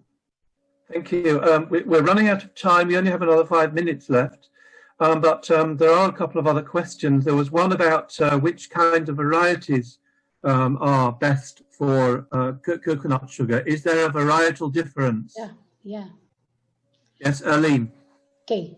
As far as varieties are concerned, yes, it's true. Just like the virgin coconut oil, the lauric acid content. Because what we found out here, because we did a study on what are the varieties, and it's good to note that there are hybrids, and of course the equatorial green dwarf has a higher sap production, and it is good for cocoa sap sugar production in terms of volume of sap. But in terms of cocoa sap, the sugar content, the aromatic variety is the best as far as production of sugar is concerned, because the conversion is at least 7 liters is to 1 kilo, whereas the other varieties, you have to have 9 liters, 8 to 9 liters to produce 1 kilo of sugar. So what was that again? 7 kilos, 7 liters, 7 kilos, 1 liter? So no, 7 liters is to 1 kilo of sugar if you will be using the aromatic variety. Yeah. And then if you are using the hybrids and the other varieties, you can collect at least 2 to 3 liters per tree per day in terms of volume of the sap. Then you will be have a higher volume of sugar to produce, but the conversion is higher. 8 liters to 9 liters is to 1 kilo of sugar. So it depends whether it will be the sap that you will be considering, or it should be the sugar content. So okay, those are the two elements. Yeah. And how often can one extract sap from a particular plant? Erlene, as we've got you, carry on, please. Okay. How many times we can extract? Actually, once in the Philippines, what we are doing, unlike other countries, we are extracting 4 times a day. And we are collecting 4 times a day. In other areas wherein they want to produce more, they are extracting whole day and whole night. So there are people who are extracting every 5 hours, so 5 times a day. They are extracting from the coconut flower. Okay, so maybe quickly we'll ask Sarapi about the collection frequency. Sarapi. In Thailand, we are collecting normally 2 times a day, but for some particular specification for customers, we also have to collect 3 times a day. Okay, and what about India, quickly? Yeah, in India, twice a day, morning and evening, they collect normally. Extraction is morning before sun, like 6 o'clock, and evening again 6 o'clock. They used to do that.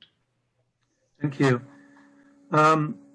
Just another point is about the fermentation and being, this is for Erlene really, sap collected in an open container, as we saw in your video, and we can see the fires. Does it get fermented in an open container? Erlene. As far as our experience is concerned, no, actually, the fermentation is not a problem. And also, we tried to cover before, but the problem is once you cover the container in the collection, the production of sap is lower. And sometimes it's not giving the sap when you are enclosing the container. What I mean is the collection vessel directly from the inflorescence. We couldn't cover that because it will not give sap if you will be totally covering the collection vessel. Okay, India and then Thailand. India, Dr. Anand, about collection cover. Yeah, collection is normally closed container. We used to do that, and we have some technologies developed by our ICR institution, and even IFPT. We have another technology like a cold chain only they used to. It's a closed container along with the icebox technology. They used to do that. But after that, they transmitted from that. And Erlene, sorry, not Erlene, Sarapi from Thailand, quickly. I think we have experienced the same as Erlene. So it needs ventilation. So think about this, it's become like confined space and you cannot breathe. Coconut also is a living tree, so it cannot breathe. So it feel like very, suffocated. So it cannot give the sap. So we have to understand the water needs to flow. So you have to let it flow down. So that's the way it is. It's about understanding what's happening, and then we get the nutrients in. Thank you. Another question quickly. At what stage or age of coconut plants can the sap be collected? Arlene. What stage of the plant? Once Yes. it has a flower, then we can already collect the sap, because that is coming from the inflorescence. So once it's already flowering, that's the start. Yes, I think that's... Quickly, India, anything to add? After 5 years, normally that almost 5 flower comes means they will consider 3 for the coconut, other 2 they will keep it for the sap collection. That's what they follow in India, but most of the time after 5 years. Okay, and any difference in Thailand? Very different. We start harvested once it has the first flower, and it's about 2.8 years or 3 years.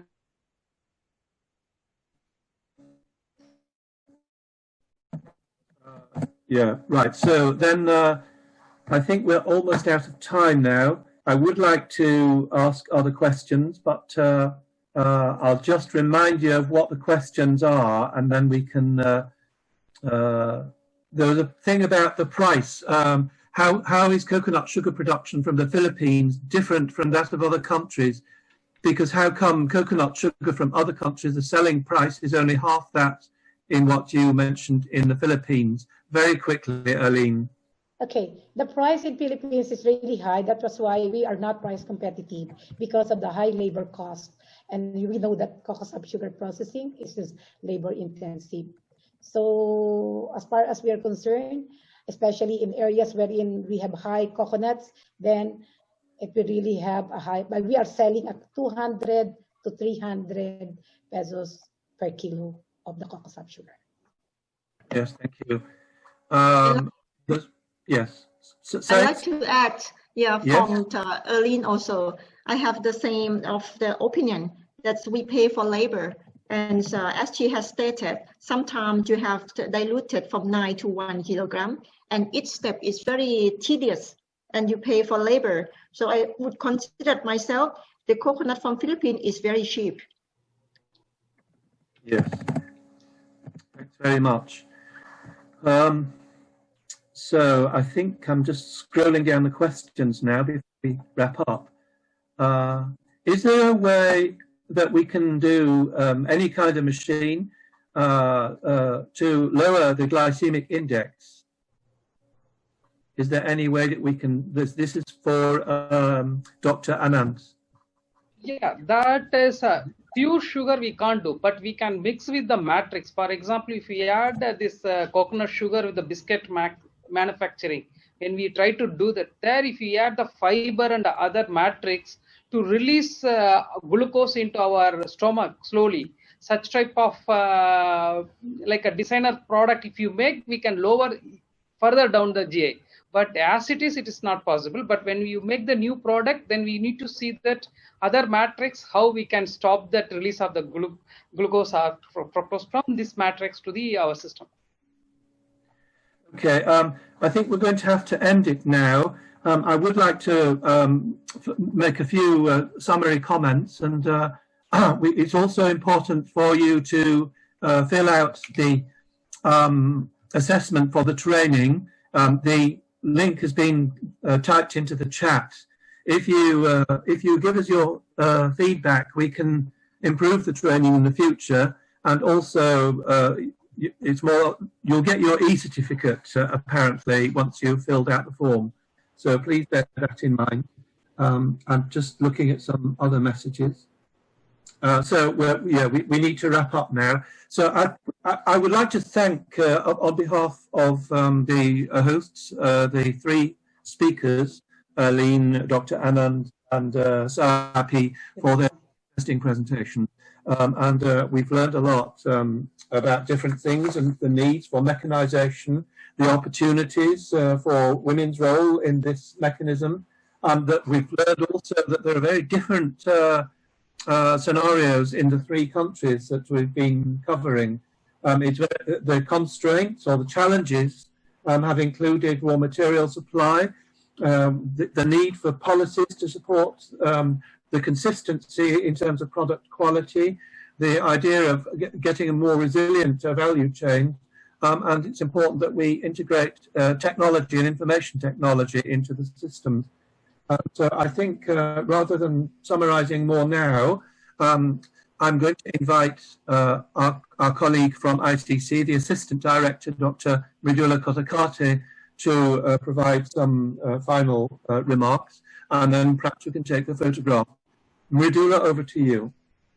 Thank you, Vincent, for the wonderful moderation.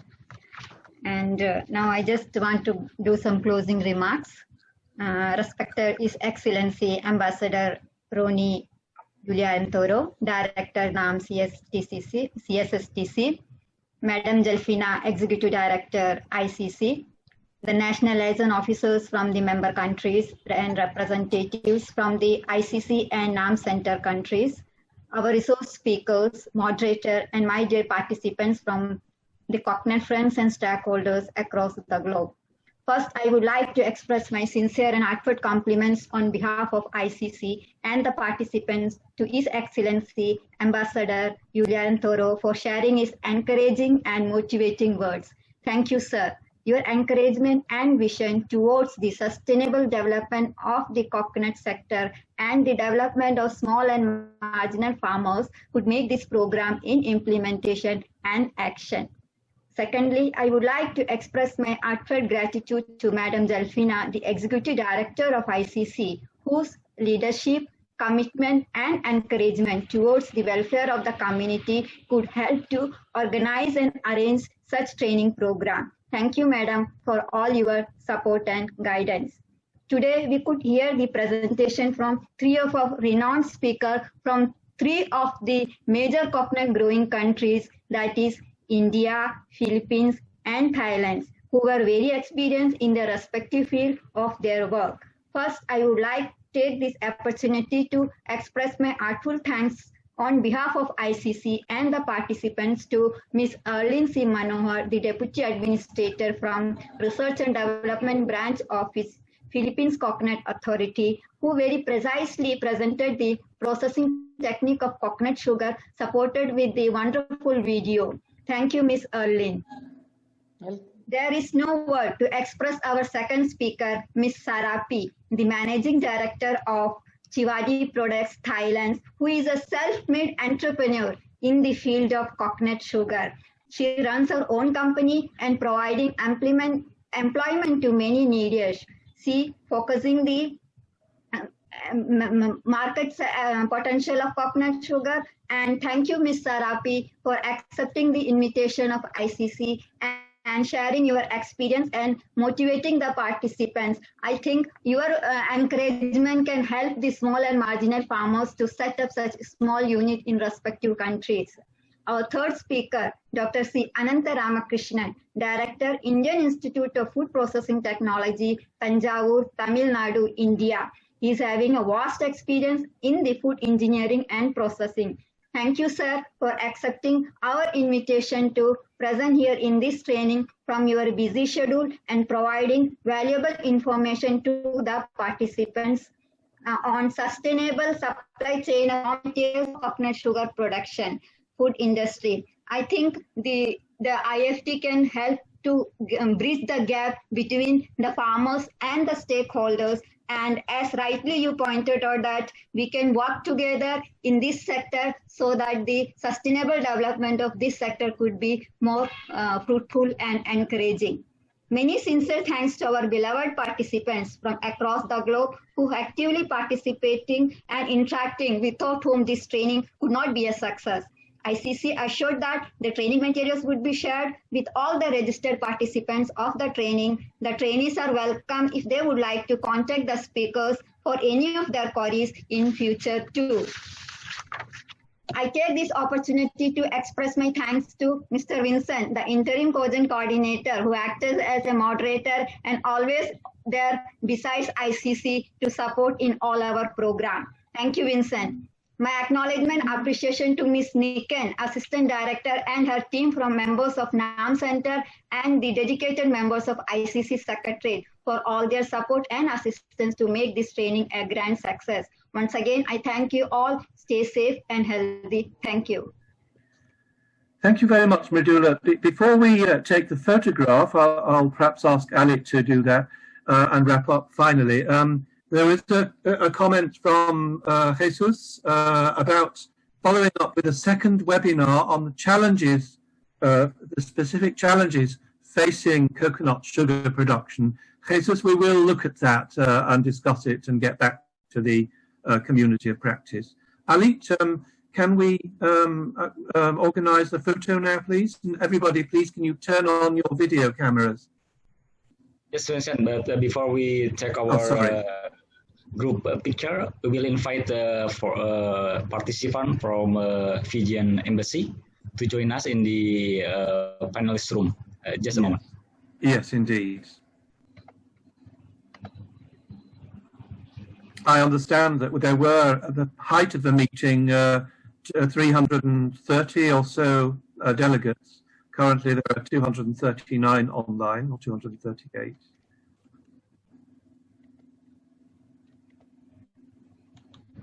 So, yes, people are all joining now.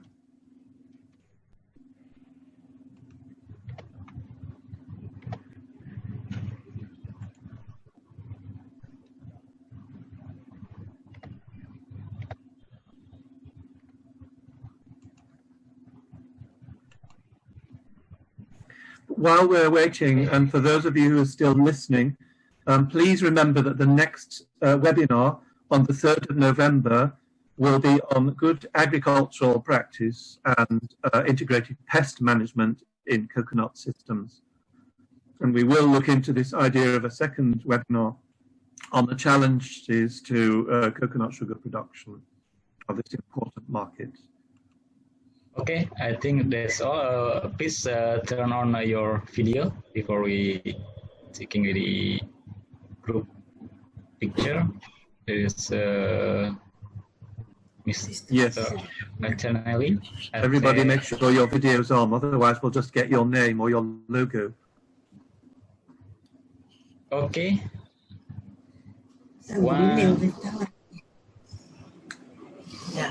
1, 2, 3. 1, 2, 3.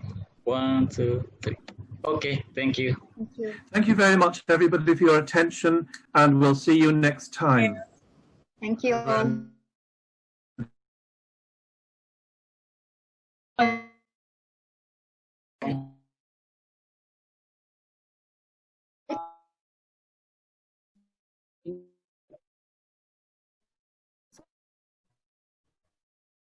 Yes. Thank you. Bye. Terima kasih, Bu Jelvina. Terima kasih, Pak Ambassador. Miss Erlin, thank you. Thank you, Ali. Lynn, thank you, Sarapi, thank you. Dr. Anand, thank you. Welcome. Thank you. Keep safe always. Keep safe, all of you. Yes. Yeah, you too. Yeah. Okay. Okay. Bye-bye. Bye.